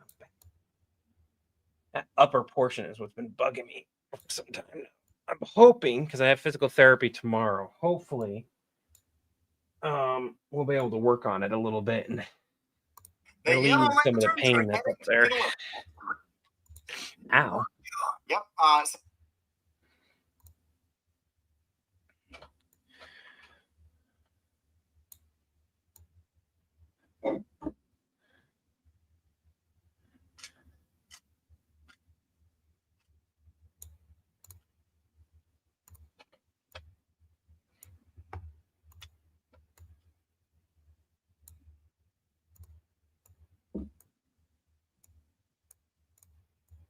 Huh, that's cool. What's up? Mr. White, he grew up on the only rail line to make money in his home country, but it made so much that it paid for every other line. Wow.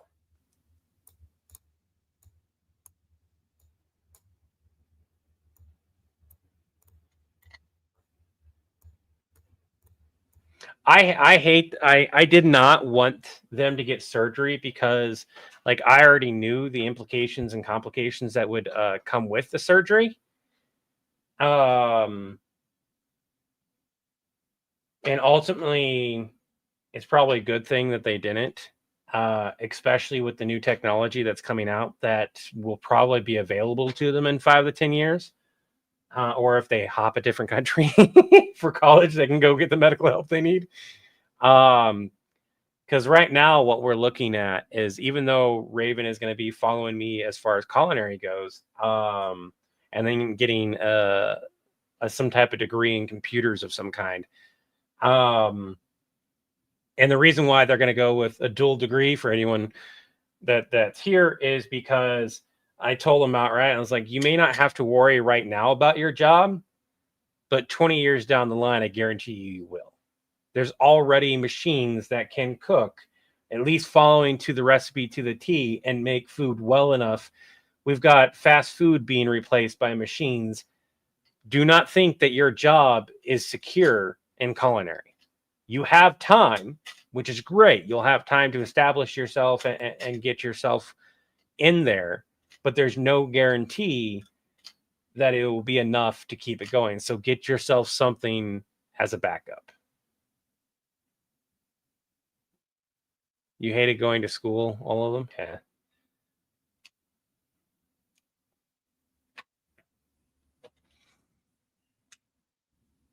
So they're gonna get their culinary degree, and then they're gonna get something in computers that will hopefully provide them income in case the culinary doesn't work out for whatever reason. And the hope and plan is for them to do that degree in a different country.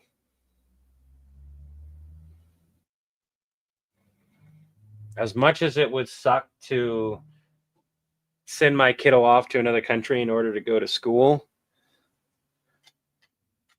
I'd rather give them the best opportunity that they possibly can have. And sending them, there's plenty of good culinary schools here in the US.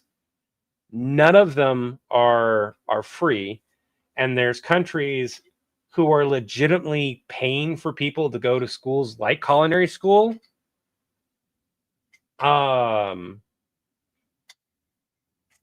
So we want to, Canada has good computer stuff. It does. They might go to Germany though.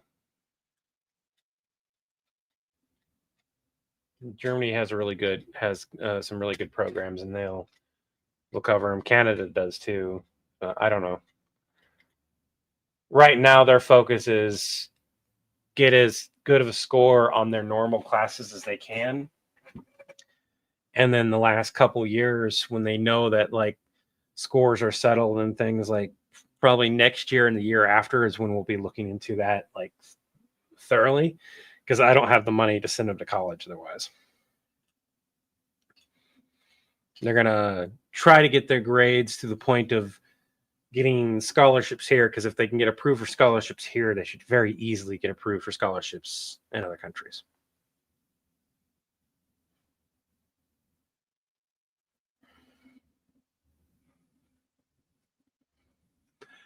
Germany has that's a big one. We looked into that. I looked into it when I was trying to go to regular college, and stuff just didn't work out with that. I don't know where what they want to focus in.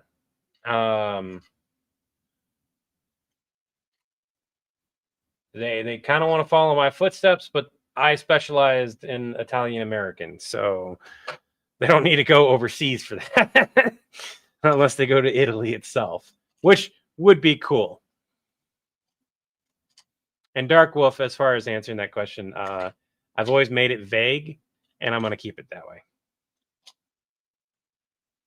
They're old enough that it's a concern for us to be looking into it. That's what it boils down to.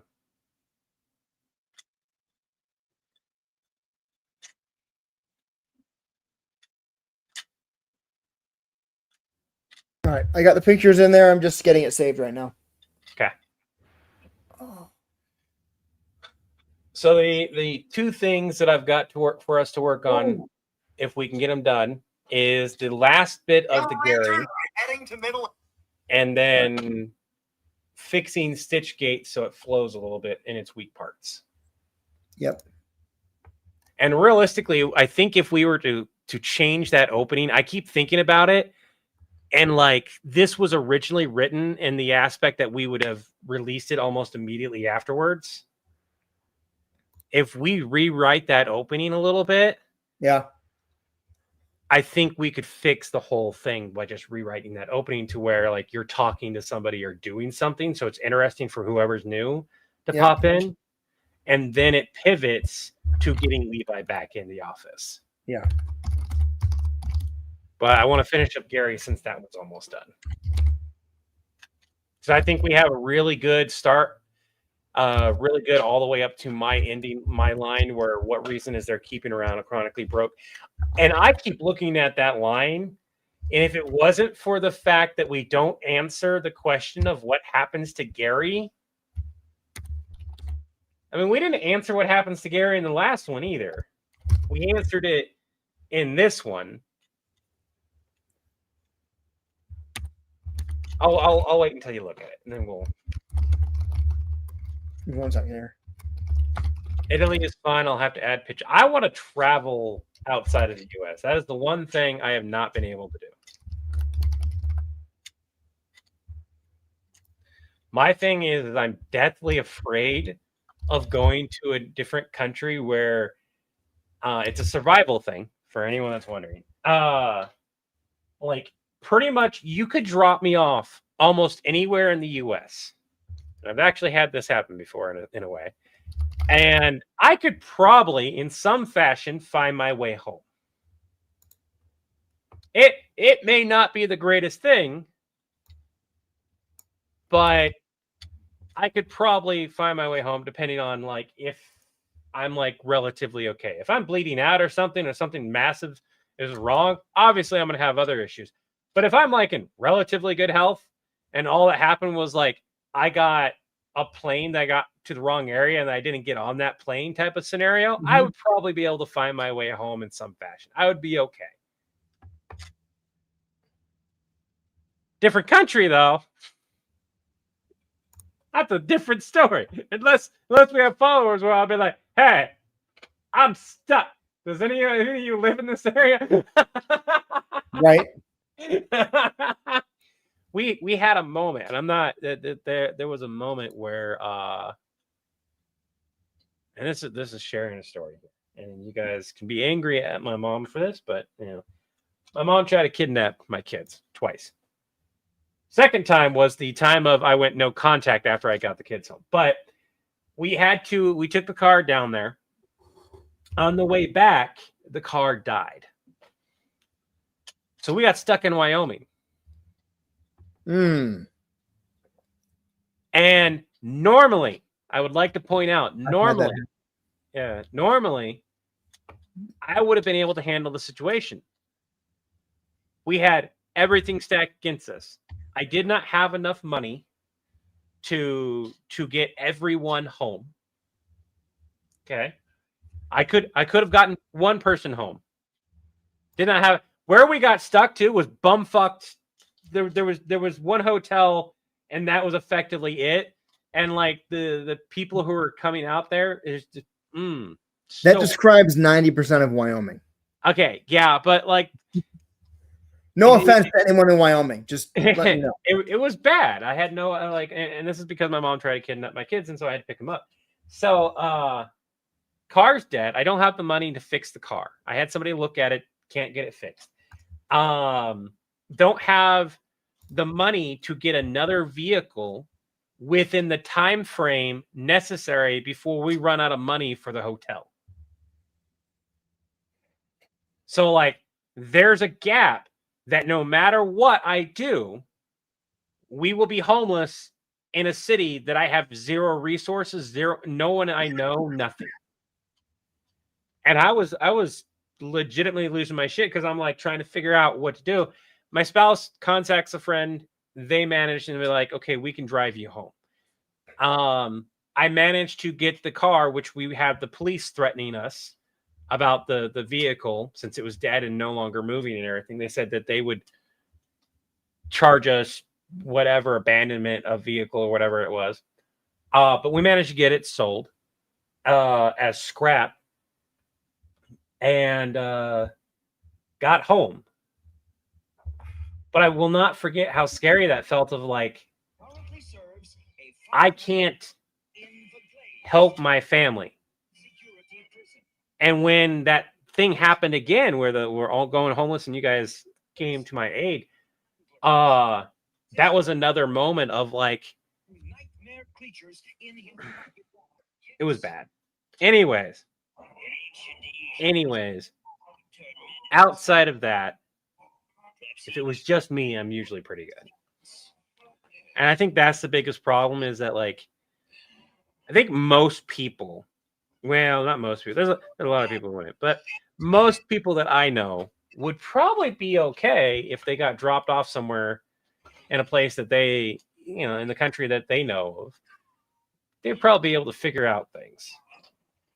Figuring out things for you and others is the hard one. I will say you don't need to be funny with it because you got the funny right after. Yeah. I can count, John, I can count my friend. Oh, that's a perfect line. That's a good line.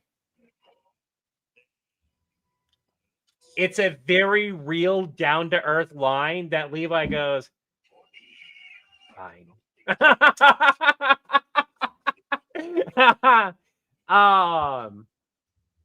That's a good line. I can count my true friends on one hand. Gary.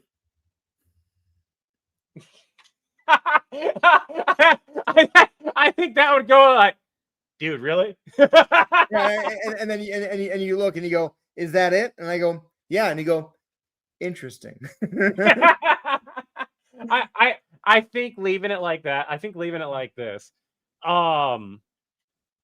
Leaving it vague allows that sense of like, oh, and then Levi kind of going like, is the funny moment. What I want it to be is this. I go, Gary. And you go, what about me? And I go, and you go, And then Apple goes, what about me? And I go, I mean, it's your character. You can do what you want. Actually, you know what? That's super mean to Nappa, because Nappa's like, we got Nappa being super loyal and we treat him like shit. Yeah. Well, that's what I'm saying. It was like, I can count my friends on one hand and he's one of them. Yeah. And letting it be open and vague. And then like Levi just going, fine. It is one of those moments of like, because we've established that John and Levi are friends. John, Levi, and Nappa are friends. So you saying that is funny, but in the context of what we're talking about right now. No, you're right. No, you're right. I can count my friends. Levi, I can count my friends on one hand. He's one of them. So yeah, let's go ahead. I like that line because it's that it goes from that funny moment to like that serious moment, and then Levi can bring the funny back. So it's. Did I lose? There it is. Okay, let's go over this and then the other one, and then I want to call it.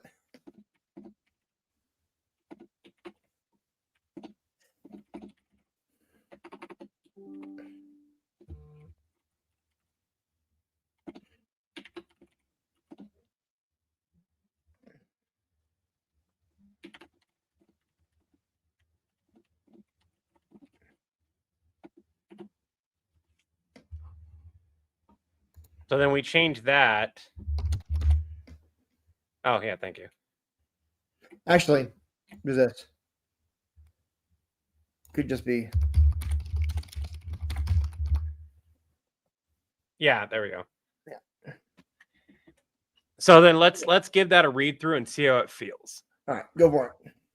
Bill, Ted, how'd you lose the phone booth time machine? Honest Abe stole it. Do you know why? Something about killing a vampire. Oh no. John! Gary, you can't get back on the ship, man, okay?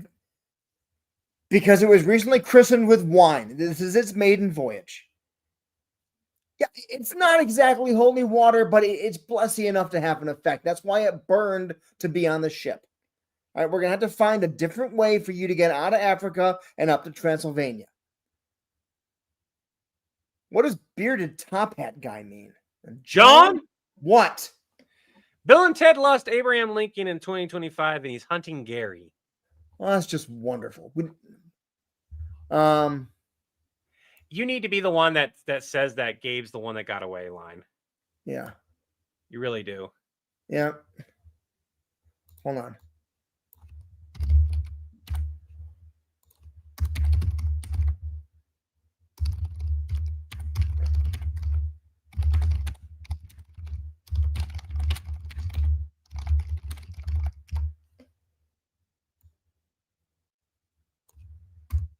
So, well, that's just wonderful. We got to get him out.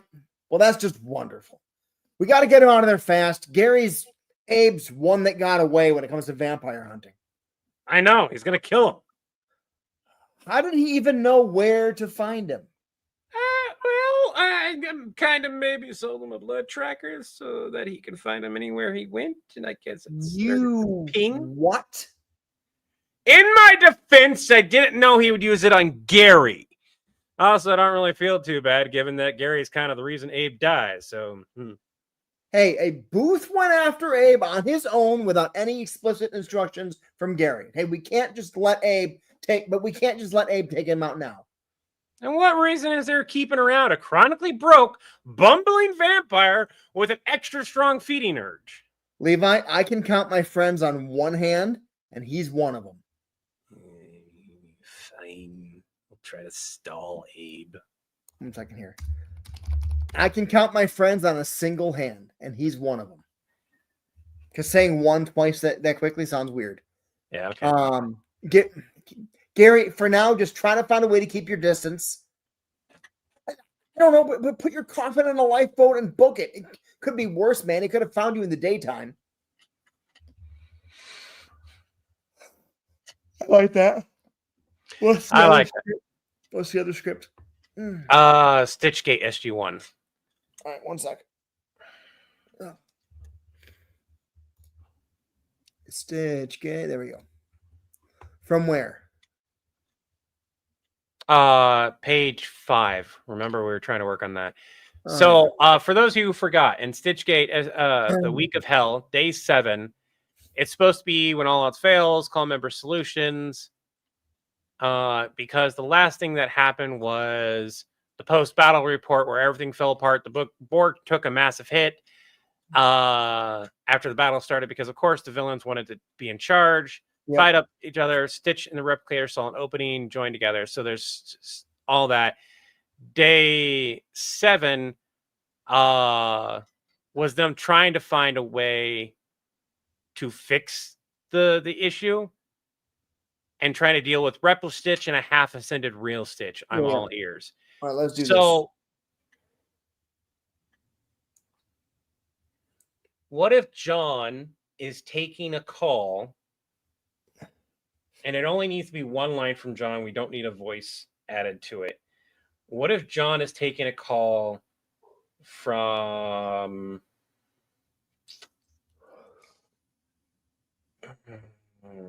We have Anubis, Repl Stitch. What's one of the later villains in Stargate? The Ori? The Ori. Yeah, we didn't address the Ori. So yeah, let's go ahead. Well, there's the Ori, there's Sokar, there's Ball, there's yeah, I mean Anubis is the big one then after they kill Anubis, Sokar's in there, and then Ball. Who else pops up?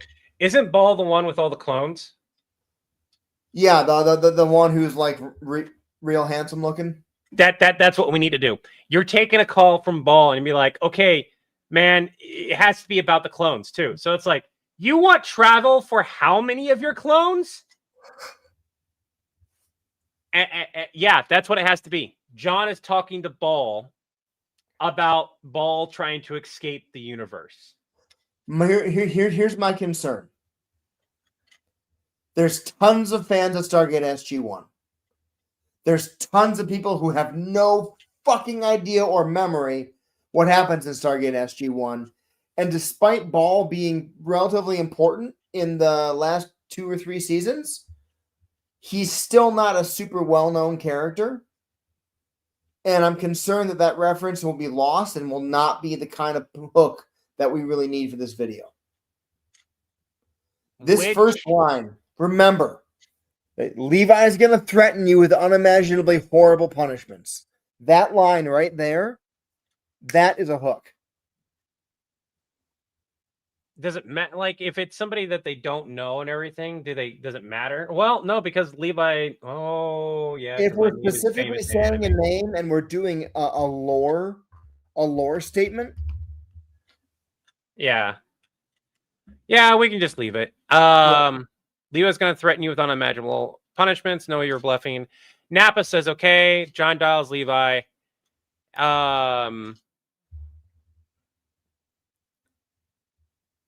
If you call this number for a non-emergency reason, swear to the time. Whoa, hey, I'm just calling to let you know Nappa got into your special snacks drawer. You know, the one with the stuff from the prone universe. I make an arranged noise. I snap. I appear in the office. Okay, everyone. This was one of the points that we had an issue with. I need an insane threat. Something that would be just terrifying to anyone. It doesn't necessarily need to be specific to Nappa, but having it be specific to Nappa would be better. So we're gonna read these lines up to the insane threat, and you guys can kind of like come up with some ideas. So I'll go ahead and go ahead, Chris. He appears in the office and he goes, No. From the return. I know. I have an idea. Okay. You appear in the office and you go, "Put my stuff down, or Vegeta gets to see your Bulma shrine." I've used that threat before, and more people were like, "What?" than they were like, it needs to be like, it needs to resonate on a level with a lot of people. Yeah, Having it be specific to Napa would be great, you're but right. having it be something that's specific to Napa, but then other people would be also worried about it happening to them would be better.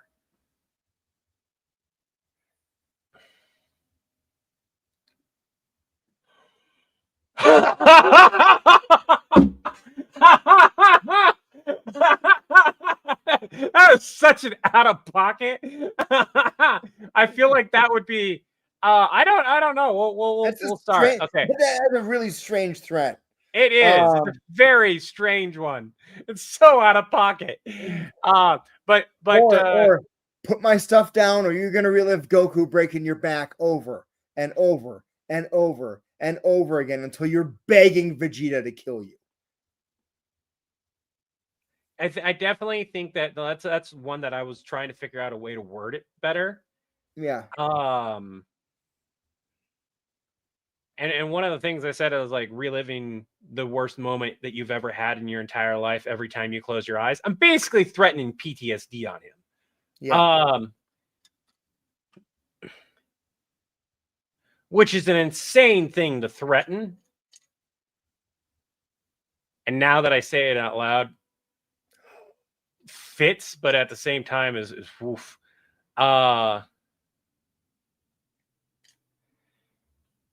Let's see. Can you go ahead and read your first line there? We'll just go down and see how it feels. Put my stuff down. No, John. Come back and you keep all my responsibilities. Well, no, later on we established that he only had 10%, which might be something that we need to scrap because it might be a lower part, but we'll see. Oh, that would be that'd be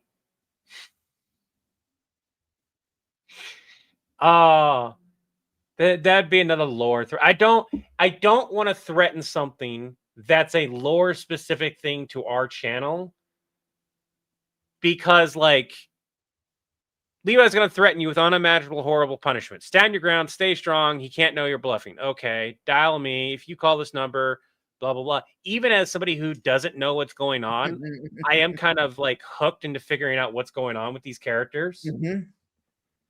So the threat has to be non-lore specific. Otherwise, I lose my interest in like, what's that mean? Right.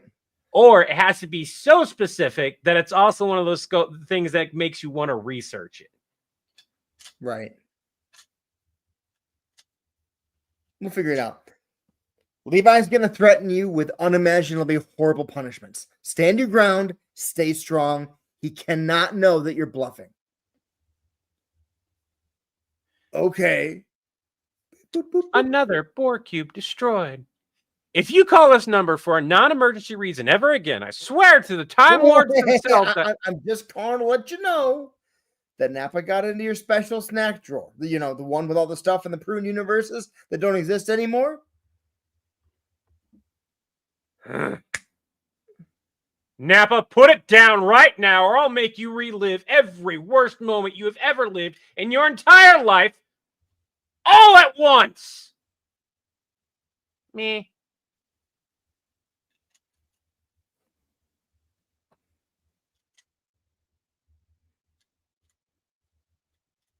What's something that would be funny too? Funny, horrible.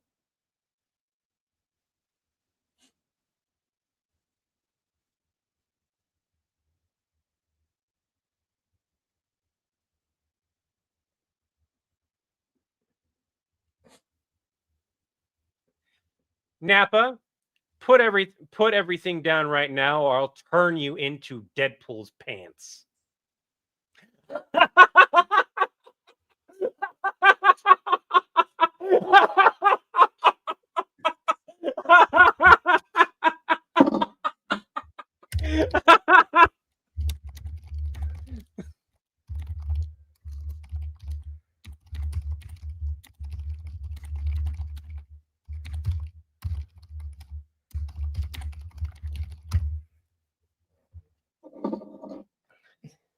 I like the Pokeball as well, but it's again another reference to one of our own things. Your final words. Nappa, you put my stuff down now, or I will literally turn you into Deadpool's brown pants. So go ahead and read your line of whoa, and then I'll kind of go from there. Whoa, hey, I'm just calling to let you know that Nappa got into your special snack drawer. You know, the one with all the stuff in the prune universes that don't exist anymore.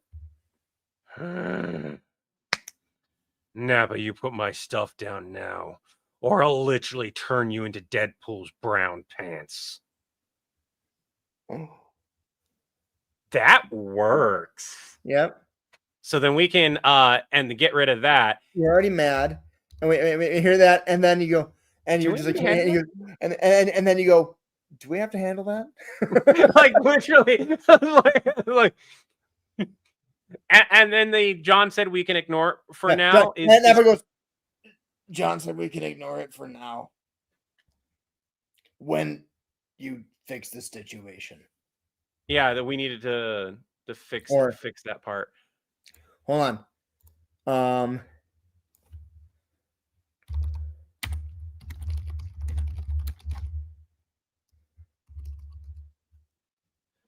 John said we can ignore it for now, at least until you fix this situation. Deadpool's wig, not the head. Right. No, I like the brown pants one. Yeah. The what? The Stitch situation. The situation. His word. Yet another Borg cube destroyed. Not that you care. How many Borg cubes have been destroyed? Sounds like the computer's sick of announcing them. Yeah, well, I'm sick of doing all your work and all my work. Yeah, all your work. Let's kill those two lines and change it to all my work. Let's see. Shorten that down just a smidge. Now, but that was maybe like 10% of what I do. That line's not even necessary. Just this. Just Nappa, that was maybe like 10% of what I do. Is IT still functioning? Guess what? That's right. Another Borg cube destroyed. Geez, snippy much? I have no idea if IT's still functioning, but that's not important. I'm sick of John chasing Stitch all over the multiverse and failing over and over and over again, blowing up universes left and wait, just 10%? Yeah. You didn't trust me? Nappa, it's precisely that I do trust you, that I only gave you 10%. It's like when Lewis got to be in charge of the office in Suits for a couple days. He had backup. He just didn't know he had backup. It was one of his big character breakthroughs. Are you saying that I haven't had my big character breakthrough? I've been on this channel for 4 years. I want Nappa to look at the camera. Yeah. I've been on this channel for 4 years. So we'll make a note.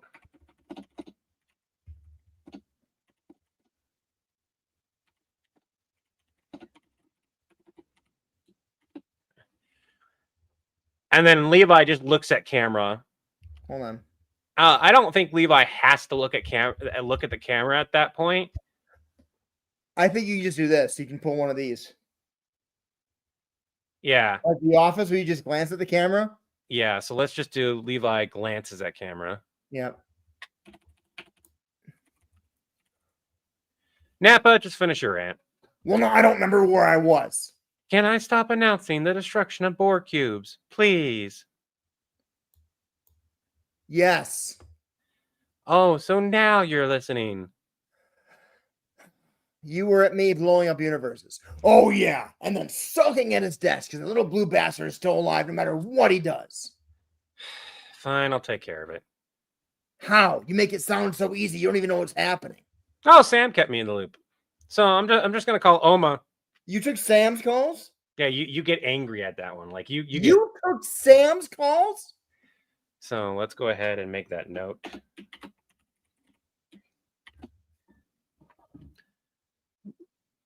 Because one Stitch, and then I glance at you, because one Stitch became half ascended, that pretty much sealed the deal, and we can just have them do something, do a full reset on the universe. Though it might create a bunch of alternate Farscape Prime sunsetting realities. That's odd timing. So that's it? We could have done that. No, Napa, we couldn't. I kind of sort of blew up a world they liked. Also, again, you took Sam's call, but not mine. More like 20-ish, but to be fair, that was back in your villain days. And yes! Oh, I need to make that a... Yes! I was on vacation and still should be! Glares at Napa. What happened, John? What happened, John? I blew up 26 worlds that the Ascended liked before they sent me back to my universe. Yeah, first real defeat you had and the beginning of a great working relationship. Yeah. Took over my own universe just fine and all on my own. I got cocky. Look, and I got cocky. We missed that. Hold on. I just got cocky. Napa, I'll tell you more later. Levi, just please make the call. We fade to black, come back in. And for everyone that's here, and I know we have a few voice actors here that want to take on the thing. I would like a female representing voice for Oma. And there isn't a specific voice. So if you want to drop the line, I'm going to give you here in a moment for Oma's line. I'll listen to it on Discord and I'll probably pick somebody out. Look, Oma, I highly disagree with this plan. Can you reset the universe before Stitch came or not? Yes, we can reset it once we ID the exact moment, but if you help Stitch fully ascend, I'm not sure what will happen. Well, what's done is done. Now I trust you to live up to your name of Member Solutions. What? Well, Napa also waiting. I said, I don't know why it's always waiting on edge. It just needs to be waiting on edge.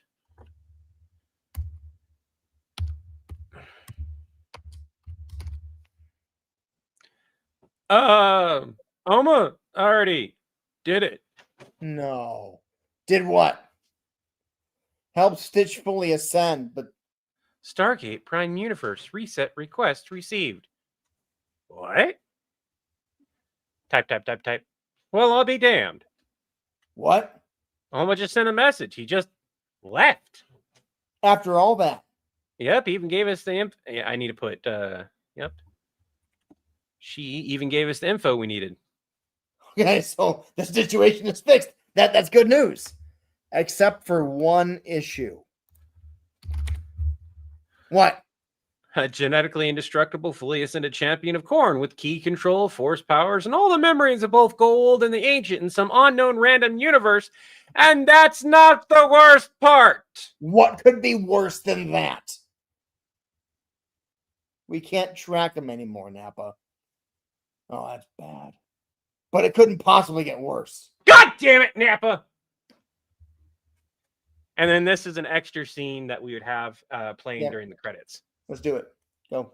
Do you know how hard it's going to be for me to rewind time back before those universes were pruned just to get that stuff back? Oh, yeah. Napa didn't actually eat that stuff. It's on Storage Vault C. Wait, so all that was just a ploy to get me back here? The missing snacks, you in Universal Emperor mode, the blowing up universes stuff? Oh, no, I blew up a bunch of universes. Which ones? Unimportant, uninhabited ones. Mostly. John? Yes. Where's the Firefly universe? I said mostly. You took the sky from me! Sheepish. I like that. And leaving desk. Very great clip. Actually, hold on. Just give me a second. What did I just do? All right. Levi calls John on cell phone.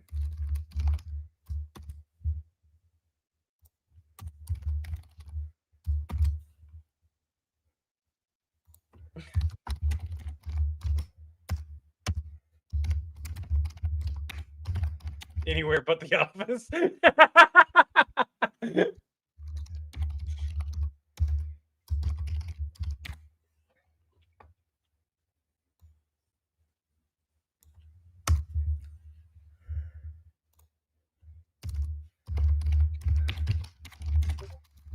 See you Monday.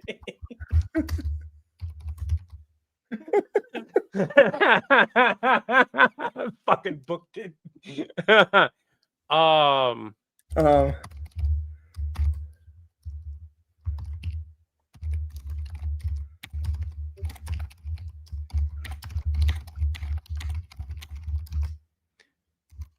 I honestly think the See You Monday yep. needs to be the button because it's the same. It gives the same feel as Levi leaving, just an entirely different way. Yeah, but it'll just be it'll keep you on. You took the sky from me. You just hear, see you Monday. Click on. Click.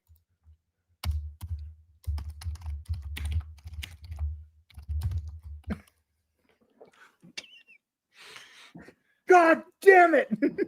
Hold on.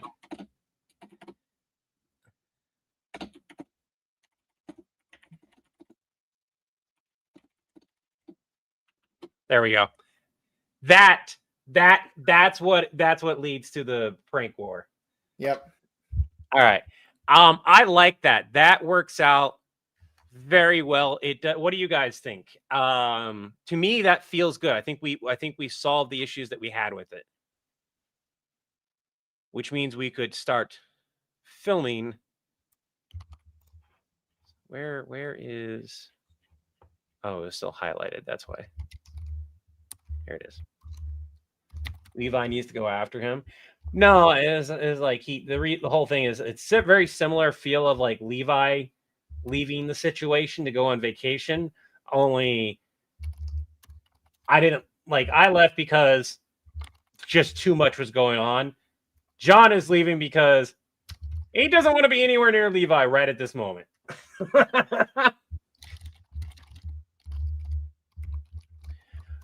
But where to next? See, that's the great part of how we're writing this. It is going to be Marvel next, by the way. We already decided that.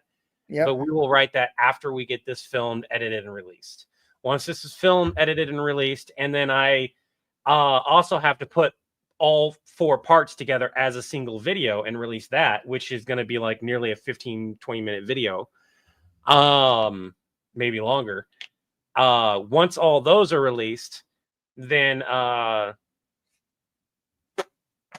we can kind of go from there. Ooh, So I it actually buys had us an another idea month or back in two. here.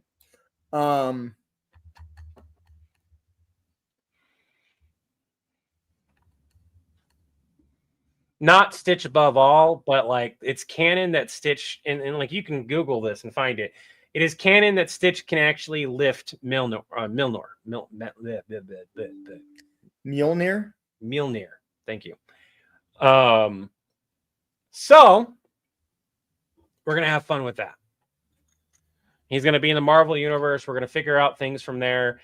What transpires during this arc of the Marvel universe is a little bit of chaos from Stitch. We'll hear Stitch's voice. We'll probably hear Stitch's voice more in this one than we have in the past.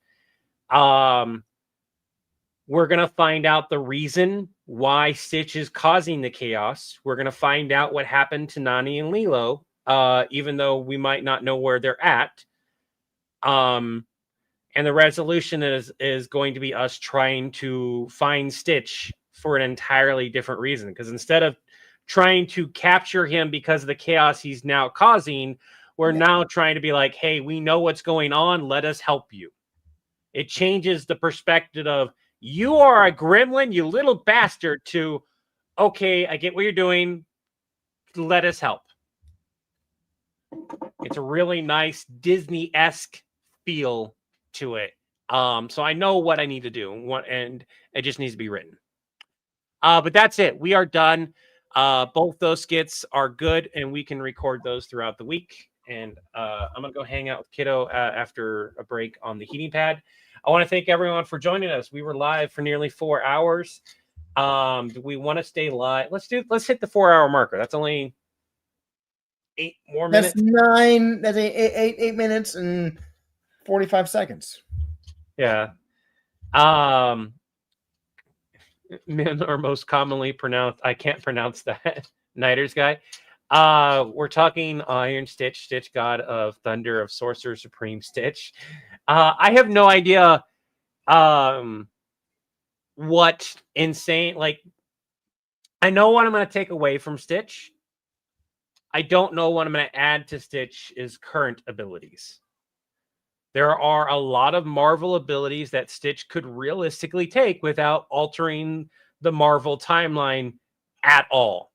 He could be trained by Dr. Stevens and in the Mystic Arts. So then now he has Mystic Arts, this, and this. He could technically, at some point in time, take the extra Mjolnir that has been placed, and bam, now he has this. Now he's Thunder God Stitch, right?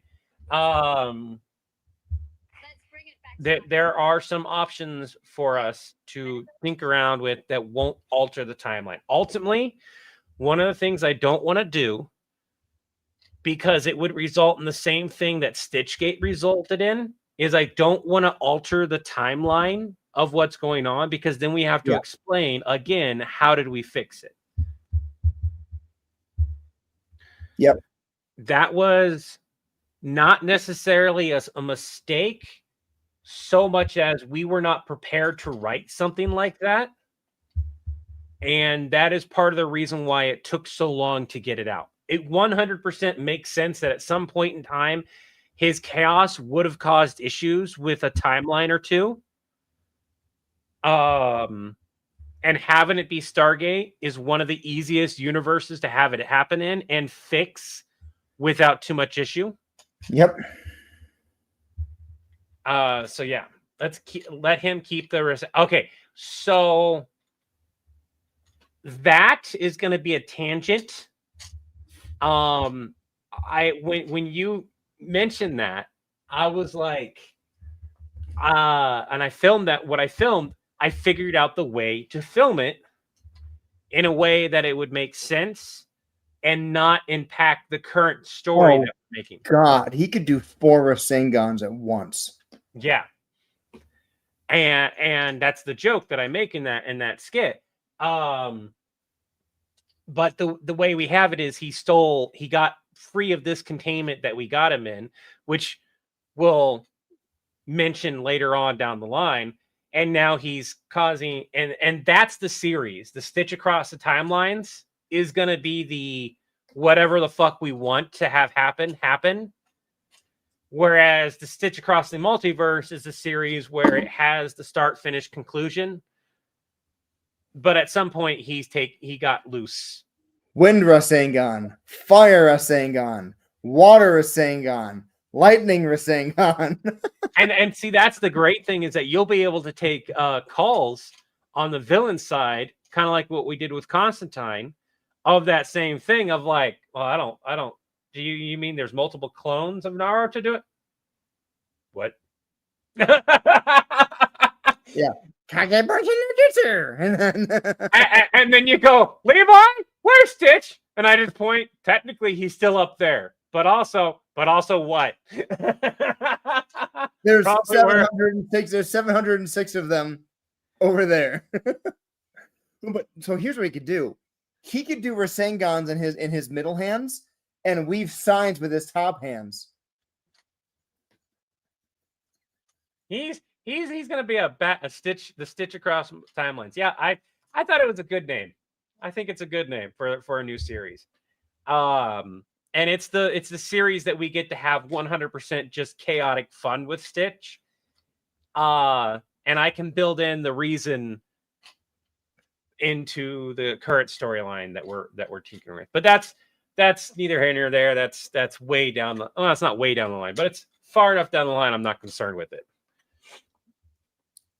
Right. Dear God, no, not multi-clone jutsu. He made 626 of himself. Oh, here's the thing. He's also nearly indestructible. Would that make his clones nearly indestructible as well? They'd still poof upon contact. Well, see, here's one of my issues with Naruto. Okay, is the whole deal is you hit a clone, it poofs, right? But there's so many instances where that's broken, so he can trick a bad guy. Like the first time he uses the Rasen Shuriken in the woods against the the 5 mask guy, right? So how many of the fillers did you watch? Oh, tons of them. But he gets caught, and the dude's like pumping his like the threads into Naruto's body, like killing him, and then he's like, "I've got you. You're done." And the clone persists for like 15 seconds, and then Naruto comes up from above the guy. So it's like it's like you see him fighting, and it's just like poof, poof, poof. So in one and of all the, of a sudden, one will take a hit, and it'll persist. I don't know if the filler happened before that episode, but in one of the filler episodes, he trains his clones to there it is. They find out that they can do that, and that's why his clones are so fucking different than anyone else. He's the only one that was able to master that ability. His clones can persist for quite some time after they take damage. And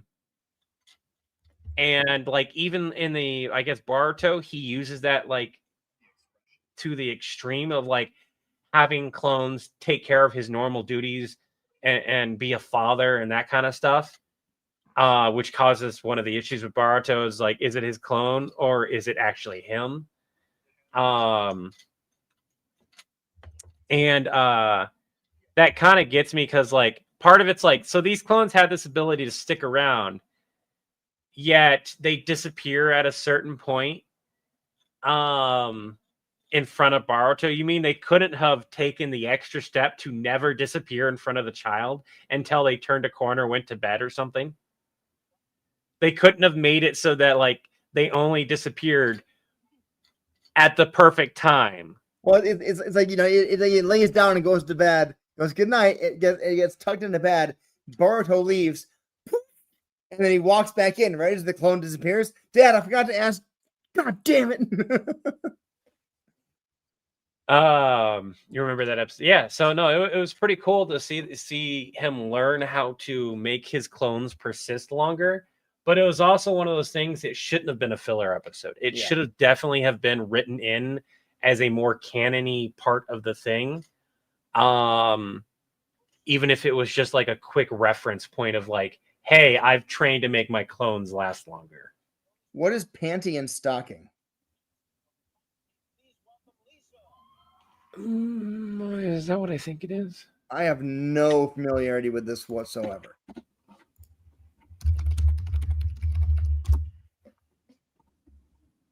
Panty and stocking with garter belt. I've never heard of this.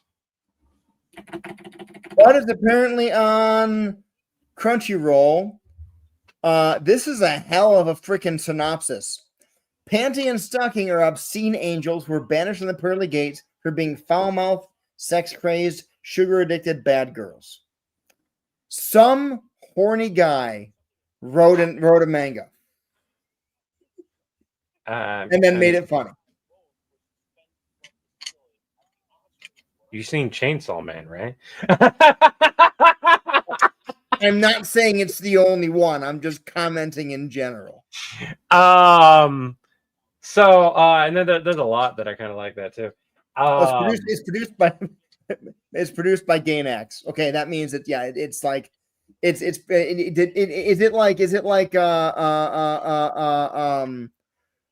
Gurren Lagann level crazy? Oh my god! Where shit just happens. Heaven's Lost Property. Oh, never heard of it. Oh my god, that was such a horrible one. I'm gonna say this: there's gonna be shows and stuff that we're never going to do or touch for very good. Like we've well, I mean, considering some of the jokes that we've done, but we don't make them the whole focus. So, I don't know. Real quick for everyone here before we call it quits. What is a show, a TV show, anime, and please don't make it super adult. TV show, anime, whatever it may be, movie, and recently new like one. Last 2 TV seasons. I would say this year. Yeah. Something this year, or something that is trending because it got a new season way later on in or something. that you would like to see us do a skit review of.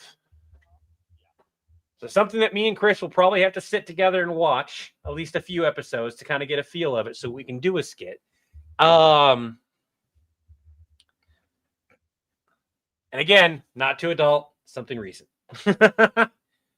Reincarnated as a slime is it's really old. It's good. It's a good show, but it's also old enough. Did that get a new season? What? Reincarnated as a slime? Oh yeah. There's gonna be another movie coming out early next year, and then season 4 late next year. So that's Wednesday. I don't know if you want to watch Wednesday, but that's one that we should totally hit. It's super popular. Maybe down the road, but not right now. I'll look through your shows. Okay.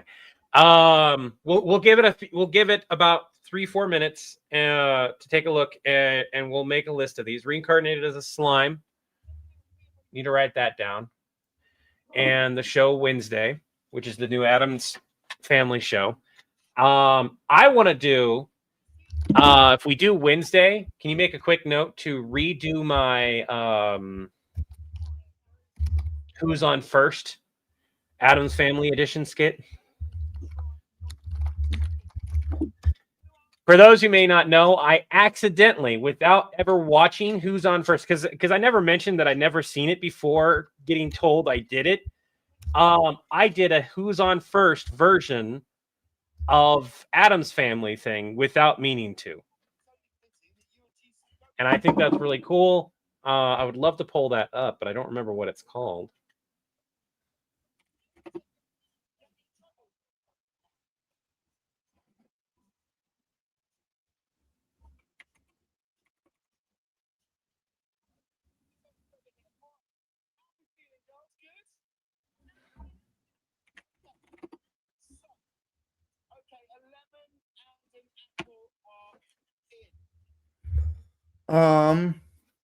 I tried watching New Saga, and I lost interest. Does it get better, Levi Markin? Like, I got into episode 3 or 4, and I was kind of like, nah. Rise of the Shield Hero would be one I would like to do, but because of some of the controversy around it, it's not one I feel comfortable doing. I gave up on it after the middle of season 2. I just lost interest. I think one of the voice actors died. I'm being told that season 4 is good again, but seasons 2 and 3 lost me. It's yeah. I just I was kind of like, I'm not interested in this.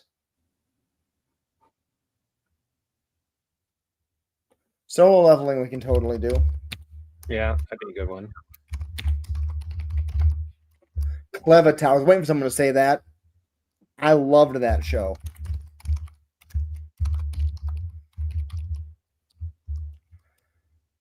I've never watched One Piece, Levi. I think you may have. There is so much to One Piece that it would be very difficult to condense that down. We would have to pick something, and so many people know it that it would be less of a review and more of like just another thing out in the void. Alien. Jujutsu Kaisen is great, but it's not it's not new. It's not recent enough right now for what we're doing here. Resident Alien might be a good one, even though they're canceling it. That would be a good one to do. We could do some phone calls with him also. Yeah. So let's go ahead and put that one down. I've got it written down. Is anyone watching The Water Magician? I haven't seen that one. Or at least I. Kaiju number 8. Hell yes.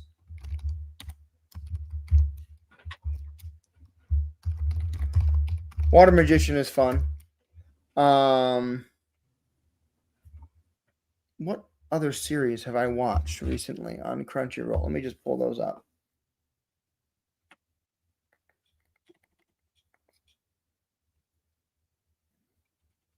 Was that never posted to the main channel? Was what never posted?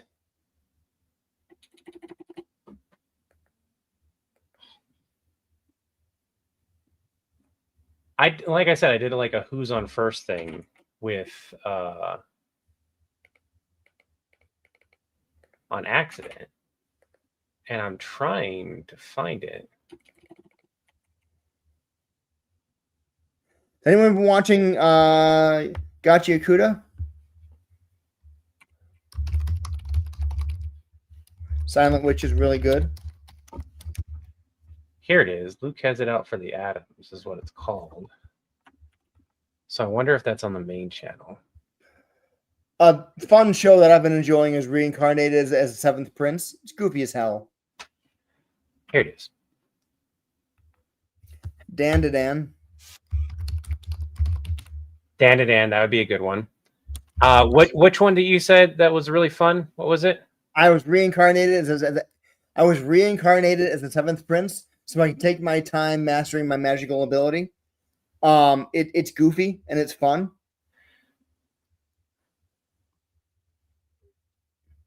We can totally do, because My Hero Academia final season comes out here in a couple days. Yeah. All right. So Clevitas, Levi, did you watch Clevitas? Watch what? Clevitas. Clevatess. I don't think I've even read it before. It doesn't sound familiar. Fantastic freaking show.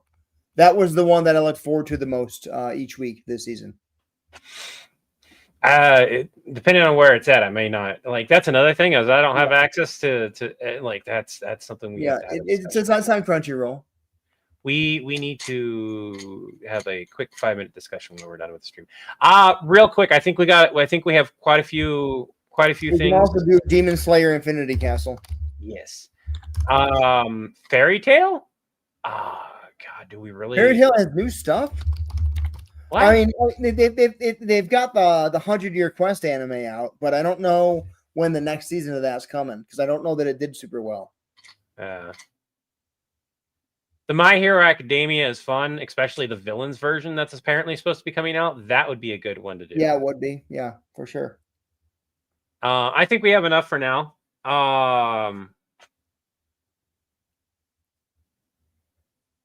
Sakamoto Days.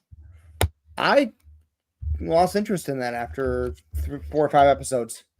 It got super formulaic. The manga is really good, but it's also kind of like a slice of life. It basically turned into John Wick, the funny anime. Yeah. And I'm kind of like, put that down and put down exactly what you just said. That is a very good. It's true. And that could be the point. I was like, well, it's a very slice of life. It turned into it's John Wick, the funny anime, and Levi goes.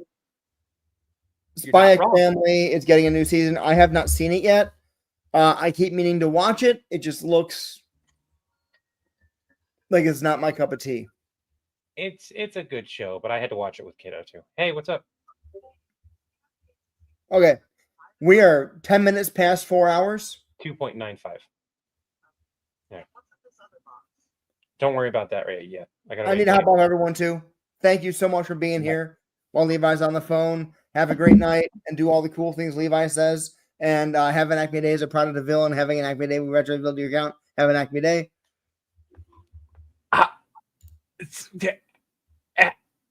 Can I do my closing? You're wasting time, man. Do it. All right. I wish you all peace of mind, serenity, body, spirit, harmony, among others. Remember, taking one breath, one step, one day at a time, until the winds blow your sails our way again. Have an Acme Day. He already said the rest. Remember, have an Acme Day simply means have the best day you possibly can have. Bye.